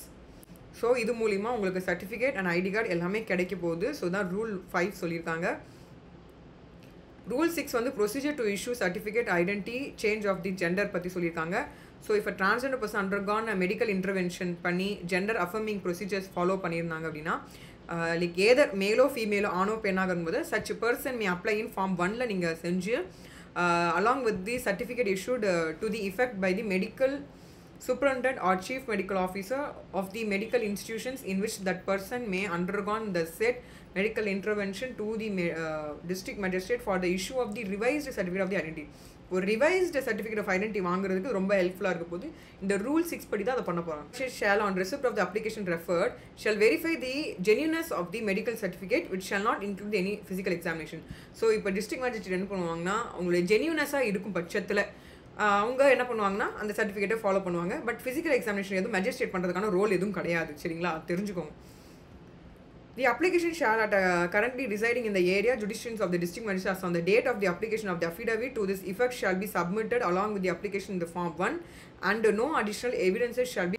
நேற்று என்ன சொல்கிறாங்க அப்படின்னா, கொடுத்துருக்க ஃபார்மேட்டில் இருந்தாவே போதுமானது, அதுக்காக extra எவிடன்சஸாக யாரும் வைக்கணும் அப்படிங்கிறது அவசியம் இல்லைன்னு சொல்லிட்டு இதில் சொல்லியிருக்காங்க. 7th ரூல் என்ன சொல்லியிருக்காங்கன்னா, issue of certificate of identity under rule 7. District Magistrate shall issue revised certificate of identity in Form 4 படி revised certificate தரலாம் அப்படின்னு சொல்லிட்டு சொல்லியிருக்காங்க. மேலோ ஃபீமேலோ என்னவா இருக்காங்களோ அதை அவங்களுக்கு கொடுக்கலாம். அப்படி கொடுக்கும் பட்சத்தில் இந்த ரிவைஸ்டு சர்டிஃபிகேட் வந்து 15 நாளில் அப்ளை பண்ண ரிசிப்ட்லேருந்து 15 நாளில் உங்களுக்கு கிடைக்கிற மாதிரியான செய்யணும் அப்படின்னு சொல்லி டிஸ்ட்ரிக்ட் மேஜிஸ்ட்ரேட்க்கு இன்ஸ்ட்ரக்ஷன் சொல்லியிருக்காங்க. Certificate of identity issued shall entitle the applicant to record and change the gender as well as photograph, name if so investigated, transgender persons in all official documents provided in Annexure 1 in accordance with their gender specified in the said certificate identify male and female as may be அப்படின்னு சொல்லிட்டு சொல்லிட்டாங்க. The district magistrate while issuing certificate of identity for change of gender shall be simultaneously issue identity card in the form 6 to the applicant. இப்போ நீங்கள் எல்லா form கொடுக்கும்போது form 6 சேர்த்து கொடுத்துட்டீங்க அப்படின்னா உங்களுக்கு ஐடென்டி கார்டும் டைமில் கிடச்சிரும் உங்களுக்கு, சரிங்களா? ஸோ 15 நாளில் மேக்ஸிமம் வந்து ரிவைஸ்டு சர்டிஃபிகேட் உங்களுக்கு கிடச்சிரும்னு சொல்லிட்டு இந்த ரூல் சொல்லியிருக்கு. இல்லாத பட்சத்தில் நீங்கள் அடுத்த நடவடிக்கை எடுக்கலாம். The authority that issued official document an application made by the applicant under sub-rule shall change gender photograph information official document within 15 days from making such application சொல்லிட்டாங்க. 15 நாளில் எல்லாமே முடிஞ்சிருக்கணும் அப்படின்ட்டு சொல்லிட்டாங்க. Any official document wherein gender, name, photograph so and so is revised based on the said certificate shall bear the same serial reference number in the original official document. Such transgender person who seeks change in the name both in official documents. So official document எல்லாத்துலேயுமே அவங்க கொடுக்கக்கூடிய serial நம்பரை reflect ஆகிற மாதிரி தான் ready பண்ணி கொடுக்கணும்னு சொல்லியிருப்பாங்க. வாங்கினவங்களுக்கு தெரியும், அப்ளை பண்ணுறவங்க ஜஸ்ட் தெரிஞ்சுக்கோங்க, ரொம்ப முக்கியங்க. அண்டு சப்போஸ் ரிஜெக்ட் பண்ணிட்டாங்க அப்படின்னா ரூல் 8 நீங்கள் அந்த கண்டிஷன்ஸில் கொண்டு வரலாம். அதாவது நீங்கள் இன் கேஸ் ஆஃப் அப்ளிகேஷனை ரிஜெக்ட் பண்ணிட்டாங்க, district magistrate shall inform the applicant reasons ஏன் ரிஜெக்ட் பண்ணிட்டேன்னு சொல்லி district magistrate எக்ஸ்பிளைன் பண்ணுவாங்க. Rejection within 16 days from the date of the receipt of the அப்ளிகேஷனை கொடுத்து அந்த 30 நாளுக்குள்ளே என்ன பண்ணுவாங்கன்னா அவங்க செக் பண்ணிவிட்டு ஏதாவது சேஞ்சஸ் இருக்குது இருந்தாலும் தான் அவங்க நிராகரிக்கிறேன் அப்படின்ட்டு அவங்க 30 நாளில் மேஜிஸ்ட்ரேட் கொடுத்துருவாங்க, சரிங்களா? இப்போ டிஸ்ட்ரிக்ட் மேஜிஸ்ட்ரேட் வந்து ரிவ்யூ இப்போ திருப்பி அது வரும், திருப்பி எடுத்துகிட்டு வந்து கரெக்ஷன் பண்ணி கொடுக்கும்போது ரிவ்யூவும் பண்ணலாம். Based on the reply submitted by அப்படின்னு அவங்க வந்து ரிப்ளை பண்ணுறாங்க, எதுவுமே நேராக போய் எதுவுமே பண்ண முடியாது. ஸோ லிட்டனில் வந்து எழுதி இல்லை நாங்கள் அதெல்லாம் சரி பண்ணிட்டோம், இதெல்லாம் இல்லை இதை கன்ஃபார்ம் பண்ணிட்டோம் அப்படின்னு சொல்லிட்டு எல்லாமே பண்ணிவிட்டு ஒரு 60 நாளுக்குள்ளே இந்த ஒர்க்கெல்லாம் முடிக்கிற மாதிரி இருக்கும், சரிங்களா? அதை பார்த்துக்கோங்க. இப்போ அப்பீல் போனோம்னாலும் போகலாம். இதில் ரூல் 9 படி ரைட் டு அப்பீல் உங்களுக்கு இருக்குது. ஸோ இந்த அப்பீலுக்கு வந்து டேட் என்னென்னா 90 days, 90 daysக்குள்ளே நீங்கள் போகிற மாதிரி இருக்கும். ஸோ இதை நீங்கள் ஞாபகம் வச்சுக்கோங்க. ரூல் 10 வந்து welfare measures, education, social security, health of transgender persons by appropriate government பற்றி ரொம்ப டெப்த்தாகவே பேசியிருக்காங்க. ஆல்ரெடி இதை பற்றி நம்ம நிறைய டிஸ்கஸ் பண்ணிட்டோம். ஸோ Annexure 1 அண்ட் Section 2 ஃபுல்லாக பார்த்துட்டோம். ஸோ அதே தான் ரிப்பீட்டேஷன் வந்து நிறையா வந்திருக்கும். ஆன விஷயம் பார்த்தீங்க அப்படின்னா appropriate government also provide sensitations of institution establishment under the purview. அதாவது டீச்சர்ஸ்க்கும் ஸ்கூல்ஸ்லேயும் காலேஜஸ்லேயும் எஜுகேஷனல் கரிக்குலம்லேயும் சரி ஜெண்டர் டைவர்சிட்டியாக இருக்கக்கூடிய சென்சிட்டைசேஷன் கொடுக்கணும் அப்படின்னு சொல்லியிருக்காங்க. அதாவது டீச்சர்ஸ் அண்ட் ஃபேக்கல்ட்டின்னு சொல்லிட்டாங்க. அதே மாதிரி ஹெல்த் கேர் ப்ரொஃபஷனல்ஸ்க்கும் இதை பற்றின விழிப்புணர்வுகள் கொடுக்கணும்னு சொல்லியிருக்காங்க. அதே மாதிரி ஒர்க் பிளேஸ்லையும் விழிப்புணர்வுகள் கொடுக்கணும். அதே மாதிரி கம்ப்ளைனன்ட் ஆஃபீஸர்ஸ்க்கும் முக்கியமான ப்ரோக்ராம் சென்சிட்டேஷன்ஸ் ப்ரோக்ராம்ஸ் வச்சு அவங்களுக்கு எடுத்து சொல்லணும் அப்படிங்கிற மாதிரி விஷயங்களும் உறுதி செஞ்சுருக்கு இந்த ரூல். டிரான்ஸ்ஜெண்டர் பர்சன் ஹராஸ்மெண்ட்டோ டிஸ்கிரிமினேஷன்ஸோ செய்கிறாங்க, அதாவது ரொம்ப சாதுவாக இருக்கிறாங்க அந்த டிரான்ஸ்ஜெண்டர், அவங்க ரொம்ப அப்பாவியாக இருக்கும் பட்சத்தில் அவங்கள வந்து ஹராஸ்மெண்ட்டோ டிஸ்கிரிமினேஷனோ செஞ்சாங்க, புள்ளி பண்ணாங்க அப்படின்னா அவங்க மேலே நடவடிக்கை எடுக்கணும், அந்த பர்டிகுலர் கமிட்டி எடுக்கணும் அப்படின்னு சொல்லியிருக்காங்க. அது ஒரு டீச்சராகவே இருந்தாலும் அவங்க மேலே அந்த நடவடிக்கை எடுக்கணும்னு சொல்லியிருக்காங்க, சரியா? ஸ்டூடெண்ட் மட்டும் இல்லை, டீச்சரே யாராவது இந்த மாதிரி அவமானப்படுத்தும் விதத்தில் செஞ்சாங்கன்னா அவங்க மேலே நடவடிக்கை எடுக்கிறதுக்கான இன்ஸ்டியூட் வந்து இமீடியட்டாக அந்த கமிட்டியில் அவங்களுக்கு கைடன்ஸ் கொடுத்து அவங்களுக்கு ப்ரோக்ராம்ஸ் மூலிமா அவங்களுக்கு இதெல்லாம் பற்றி சொல்லியிருந்துருக்கணும் அப்படின்ட்டு உறுதி செய்யுது. Institute infrastructure facilities include but not limited temporary short stay or accommodation choice of male female separate ward in schools washrooms establishment within 2 years from the date of their force. So இந்த சட்டம் இந்த rules வந்ததுலேருந்து 2 வருஷத்துக்குள்ளேயும் எல்லா ஹாஸ்பிட்டல்ஸ்லேயும் like எல்லா schools and எல்லா இடங்கள்லேயும் ஷெல்டர்ஸ்லேயும் சரி maximum என்ன பண்ணோம் அப்படின்னா தேவையான தங்குமிடமும் வசதிகளும் செஞ்சு கொடுக்கணும் அப்படின்னு சொல்லிட்டு இந்த ரூல் சொல்லியிருக்காங்க. ரூல் 11 சொல்லுங்க, ப்ரொவிஷன்ஸ் ஃபார் நான் டிஸ்கிரிமினேஷன்ஸ் அப்படின்னு சொல்லிட்டு கொடுத்துருக்காங்க. ஸோ பப்ளிக் லைஃப்லையோ, பார்ட்டிசிபேஷன்லையோ, டிரான்ஸ்போர்ட்டேஷன்ஸ்லையோ, பப்ளிக் ஹெல்த்லையோ, எம்ப்ளாய்மெண்ட்லையோ, எஜுகேஷன்லையோ, இல்லை எந்த ஒரு ஏரியாலையுமே எல்லா இடத்துலையுமே ரீக்ரியேஷன் ஆப்பர்ச்சுனிட்டிஸோ எல்லா இடத்துலையும் பப்ளிக்கோ ப்ரைவேட்டோ தனிப்பட்ட முறையில் வந்து அவங்க தனிப்பட்ட தனியார் நிறுவனமாக இருந்தாலும் சரி, இல்லை அரசு சார்ந்தப்பட்டு இருந்த ஒரு ஆஃபீஸாக இருந்தாலும் சரி, எல்லா இடத்துலையுமே அவங்களுக்கு எந்த விதமான வித்தியாசம் இல்லாமல் ஈக்குவலாக அவங்கள நடத்தணும் அப்படின்னு சொல்லிட்டு ரூல் 11 சொல்லியிருக்காங்க. அகெயின் அவங்கள பாதுகாப்போம் அண்ட் அதுக்கான நடவடிக்கையும் கண்டிப்பாக எடுக்கணும், அதுக்கான சட்டத்திட்டங்களை வந்து ஃபாலோ பண்ணணும் அப்படின்னு சொல்லியிருக்காங்க. இதனாலமா அட்மினிஸ்ட்ரேட்டிவ் அண்ட் போலீஸ் மெஷர்ஸ் அவங்க மாதிரி ரொம்ப சாதுவாக இருப்பாங்க, குழப்பத்தில் இருக்கவங்களுக்கு எல்லா பாதுகாப்பும் தரப்படுது அப்படிங்கிற உறுதி செய்து இந்த rule. And every state government என்ன பண்ணணும் அப்படின்னா டிரான்ஸ்ஜெண்டர் ப்ரொடெக்ஷன் செல்லுன்னு ஒரு விஷயத்தை உருவாக்கணும். ஸோ ஒவ்வொரு மாநிலத்திலையும் ஒரு பாதுகாப்பு தரக்கூடிய ஒரு செல்லை வந்து உருவாக்கணும், ப்ரொடெக்ஷன் செல் பாதுகாப்பு அறை வந்து உருவாக்கணும். அண்ட் இதுக்கு வந்து under the charge of district magistrate, ஒவ்வொரு டிஸ்ட்ரிக்ட்லும் டிஸ்ட்ரிக்ட் மேஜிஸ்ட்ரேட் தான் முக்கியமாக அதை பார்த்துப்பாங்க. அண்டர் த டிஜிபி, அதாவது டைரக்டர் ஜெனரல் ஆஃப் போலீஸ், ஒவ்வொரு ஸ்டேட்டில் இருக்கக்கூடிய டைரக்டர் ஜெனரல் ஆஃப் போலீஸ் அதை மானிட்டர் பண்ணி இந்த கேசஸ் எல்லாம் வந்து ரொம்ப சீரியஸாகவும் உடனே வந்து நடவடிக்கை எடுக்கிற மாதிரியான விஷயங்களை வந்து இன்வெஸ்டிகேஷன் அண்ட் ப்ராசிக்யூஷன்ஸ் எல்லாம் செய்யணும் அப்படின்னு சொல்லிட்டு இந்த ரூல் வந்து சொல்லியிருக்கு. அதுதான் ரொம்ப ஒரு அழகான ஒரு விஷயம் இந்த அமைக்கப்பட்ட அந்த ரூல்லையே. அண்ட் அகெயின் 12th ரூல் என்ன சொன்னால், ஈக்குவல் ஆப்பர்ச்சுனிட்டிஸ் அண்ட் எம்ப்ளாய்மெண்ட். வேலை பார்க்கும் இடங்களில் முக்கியமாக யூனிசெக்ஸ் டாய்லெட்ஸ் இன்ஃப்ராஸ்ட்ரக்சரோடு இருக்கணும். அது வந்து ஹைஜீனாகவும் இருக்கணும், டிரான்ஸ்போர்ட்டேஷன்ஸ்லையும் ப்ராப்பராக இருக்கணும்.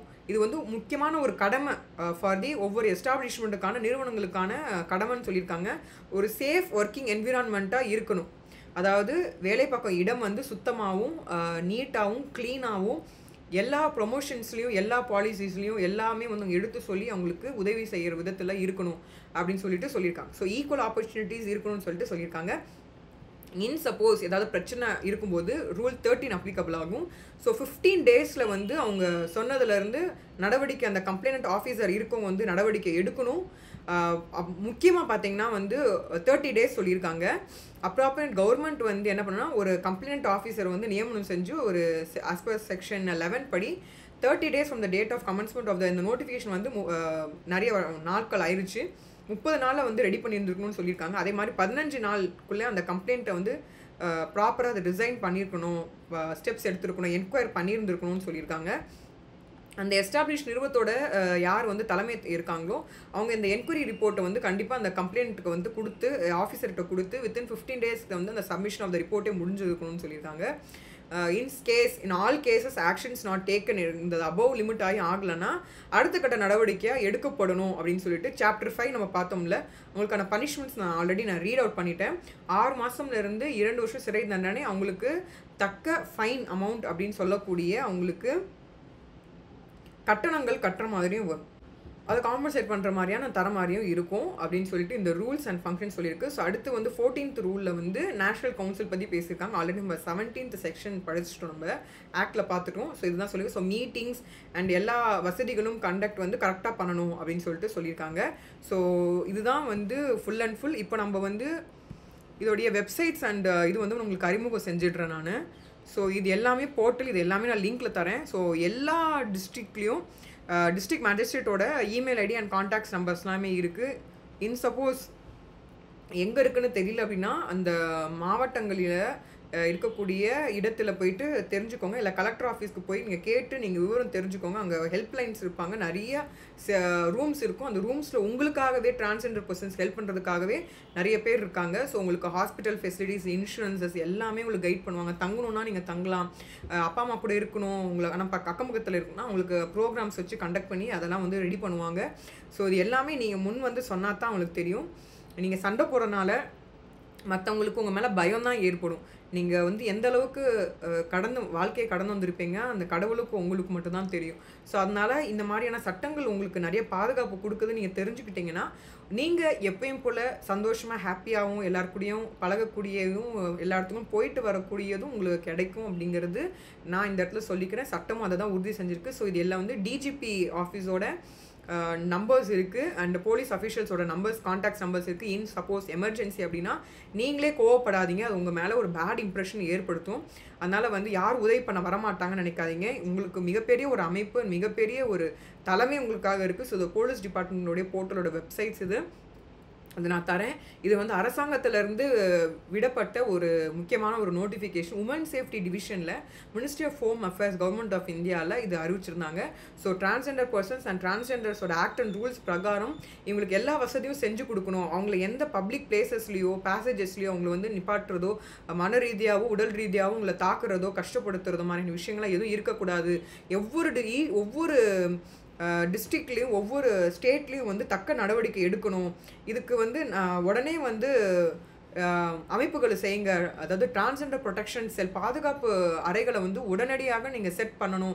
அப்படி ஆஸ் பர் ரூல் 11 அப்படின்னு சொல்லிட்டு கண்காணிக்கணும். கண்டிப்பாக கண்காணிக்கணும். தவறு செய்யும் பட்சத்தில் அவங்க தக்க நடவடிக்கை சட்டத்தில் வந்து கொண்டு வரணும். ப்ராசிக்யூஷன்ஸ் ஆஃப் சச் அஃபென்சஸையும் லெஜிஸ்லேஷன்ஸ் பண்ணுறதும் இன்வெஸ்டிகேஷன்ஸ் பண்ணுறதும் ப்ராப்பராக இருக்கணும் அப்படின்னு சொல்லிட்டு இந்த பர்டிகுலர் நோட்டிஃபிகேஷன்ஸ் நீங்கள் பார்க்கும்போது நீங்கள் தெரிஞ்சுப்பீங்க. அதே மாதிரி பார்த்தீங்கன்னா 4வது பாயிண்டில் உங்களுக்கு வந்து லெட்டர் நம்பர் சோவன்ஸோ கொடுத்துருக்காங்க.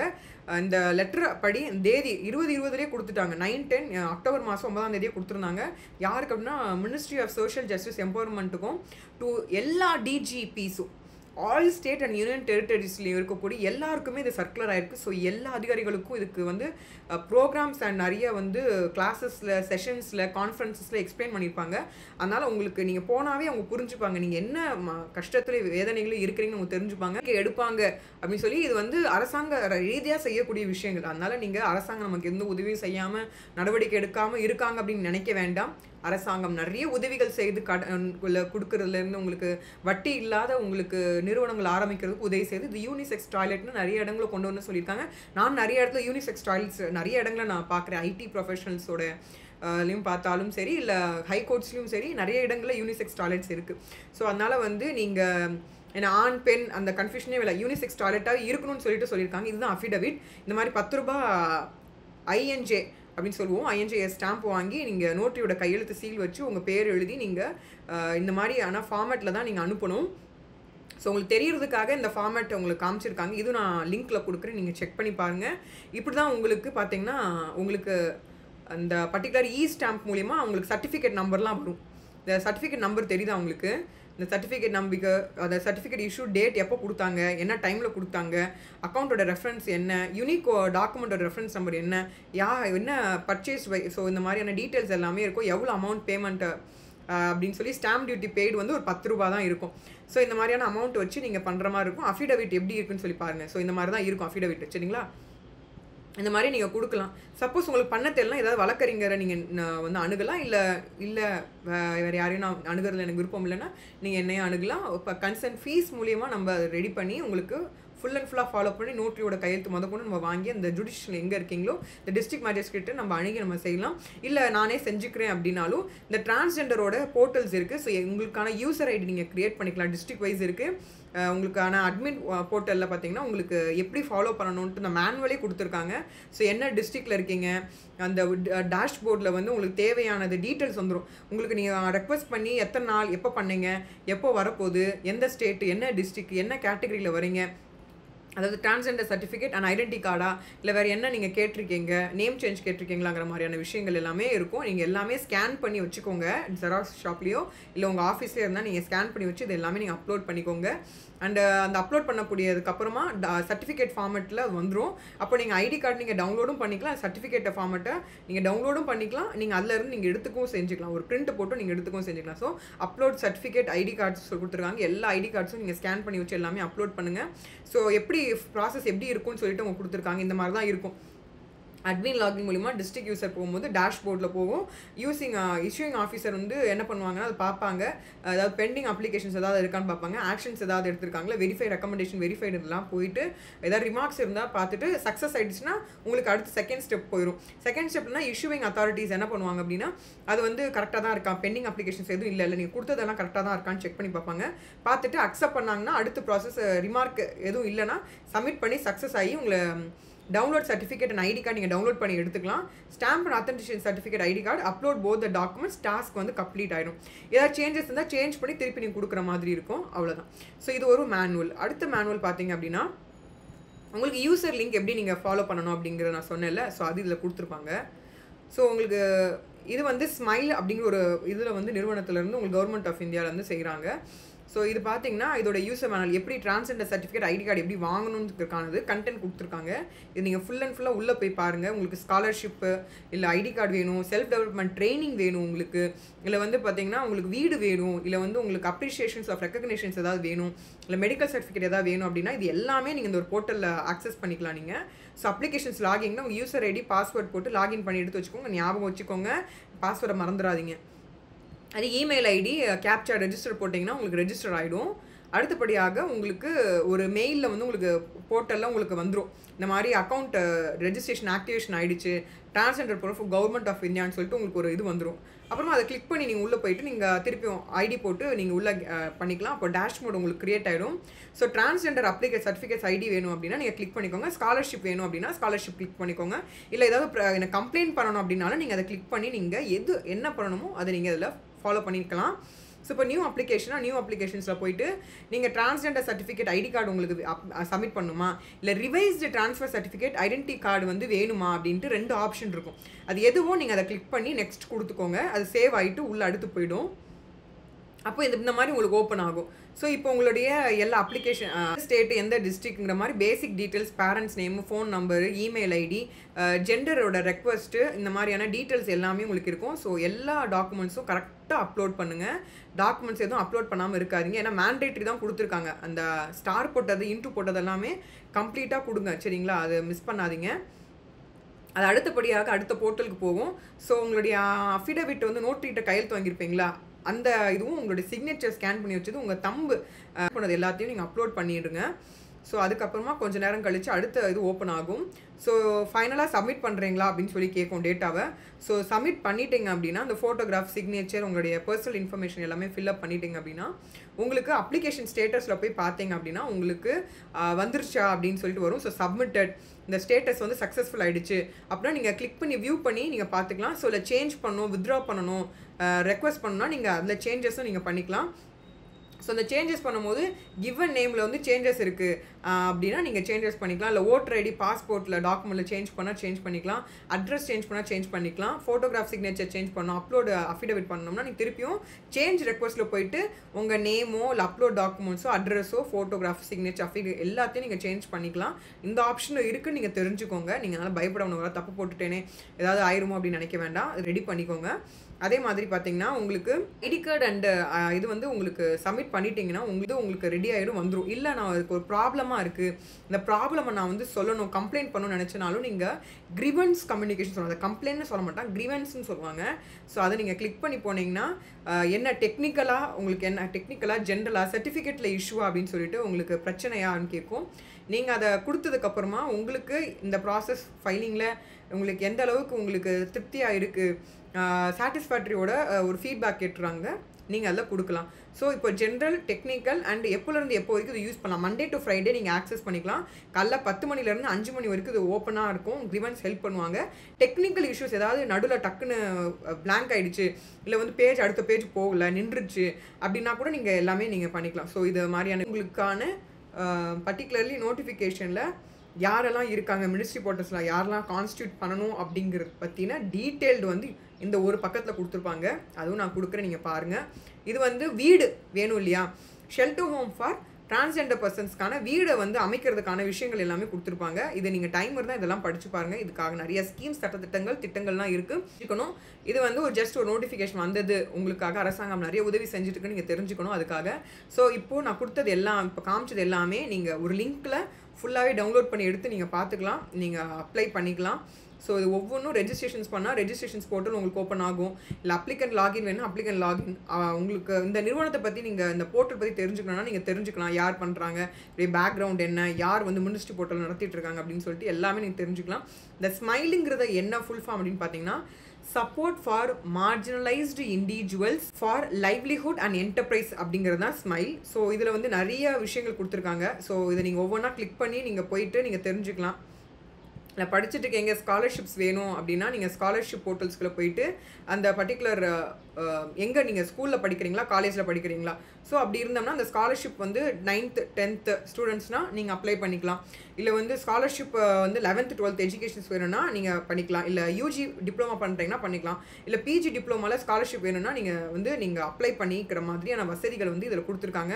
ஸோ இந்த டேர்ம்ஸ் அண்ட் கண்டிஷன்ஸ் இருக்குது, இல்லை மேனுவல்ஸ் இருக்குது. ஸோ ஸ்காலர்ஷிப் அமௌண்ட் உங்களுக்கு எந்த அளவுக்கு ஸ்காலர்ஷிப் அமௌண்ட் கொடுப்பாங்க அப்படின்னு சொல்லியிருக்காங்க.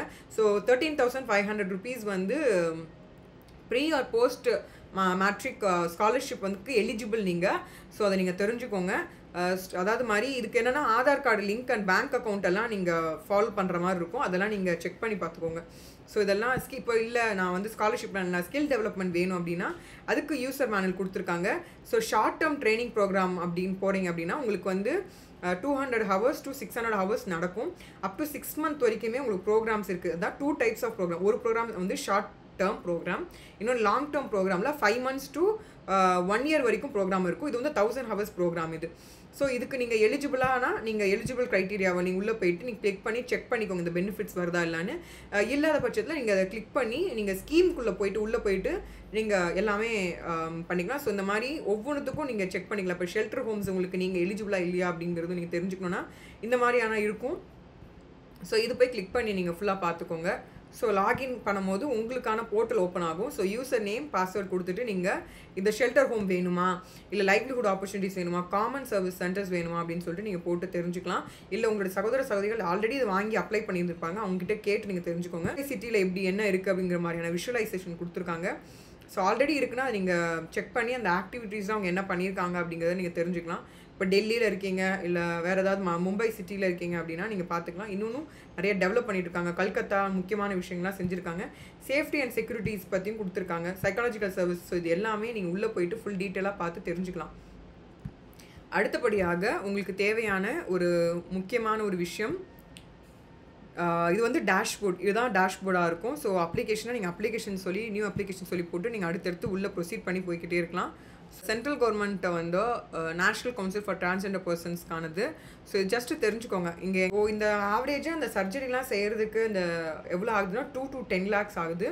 ஸோ இது இந்த காப்பீட்டு திட்டத்தில் உங்களுக்கு மேக்ஸிமம் கவரேஜ் ஆகும் அப்படிங்கிறத நீங்கள் தெரிஞ்சுக்கோங்க. இதுதான் full and full about the act.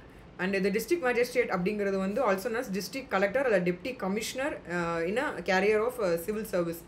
So நீங்கள் வந்து கலெக்டர் ஆஃபீஸ்க்கும் போய் மனு கொடுக்கலாம். டிஸ்ட்ரிக்ட் மேஜிஸ்ட்ரேட்க்கும் நீங்கள் கன்ஃபியூஸ் ஆகிக்க வேண்டாம். ஸோ டிஸ்ட்ரிக்ட் மேஜிஸ்ட்ரேட்டோட வெப்சைட் அண்ட் போர்ட்டல்ஸ் வந்து நான் உங்களுக்கு விஷுவலைஸ் பண்ணியிருக்கேன். இதான் டிஸ்ட்ரிக்ட். ஸோ எல்லா இடத்துலையுமே இருக்கும். ஆல் ஓவர் இந்தியா வந்து இது கிளிக் பண்ணியிருக்காங்க. ஸோ சென்னைனா சென்னைக்கு ஃபோன் நம்பர் கேட்டு தெரியும், மதுரைனா மதுரை, இல்லை வந்து சேலம்னா சேலம். ஸோ இந்த மாதிரியான இருக்குது. ஸோ திருநெல்வேலினா திருநெல்வேலி. ஸோ இது வந்து எல்லாருக்கான சமத்துவமானும் சமமாக எல்லாமே நடத்தப்பட வேண்டும் என்பதற்காக இதெல்லாமே ஓப்பன் பண்ணியிருக்காங்க. இந்த ஆக்ட் அண்ட் ரூல்ஸ்லாம் இருக்குது. இது ரொம்ப இலாபரேட்டாக உங்களுக்கு எக்ஸ்பிளைன் பண்ணியிருக்கேன். உங்களுக்கு இதில் ஏதாவது உங்களுக்கு கன்ஃபியூஷன்ஸ் ஏதாவது ட்ரபிள்ஸம் இருக்குது அப்படின்னா நீங்கள் வந்து பார்த்தீங்கன்னா இதில் லாங்குவேஜஸ் இருக்குது. ஸோ வந்து இங்கிலீஷ் இருக்குது, ஹிந்தி இருக்குது, குஜராத்தி, பெங்காலிலாம் இருக்குது. மலையாளம்னா மலையாளம் கிளிக் பண்ணி பார்த்துக்கோங்க. ஸோ இந்த லாங்குவேஜஸை நீங்கள் சூஸ் ஆன் பண்ணிக்கலாம். இல்லைனா அப்படின்னா கூகுளில் வந்து இதை காப்பி பண்ணி பேஸ்ட் பண்ணிங்கன்னா உங்களுக்கு டோட்டலாக சேஞ்ச் ஆகிடும். ஸோ அது மூலிமா நீங்கள் என்ன அர்த்தம்னு நீங்கள் தெரிஞ்சுக்கலாம், ஈஸியாக தெரிஞ்சுக்கலாம். இல்லை எதுவுமே எனக்கு சுத்தமாக தெரியல அப்படின்னு நினச்சிங்கன்னா உங்கள் சகோதர சகோதரிகள் உதவி பண்ண இல்லைன்னா நீங்கள் தாராளமாக நியர்பையில் இருக்கக்கூடிய பாதுகாப்படக்கூடிய செல்ஸாக இருக்கலாம், இல்லை வந்து லீகல் எய்டை நீங்கள் வந்து கன்சர்ன் பண்ணலாம், நேஷனல் கமிஷன்ஸை வந்து நீங்கள் அணுகலாம்.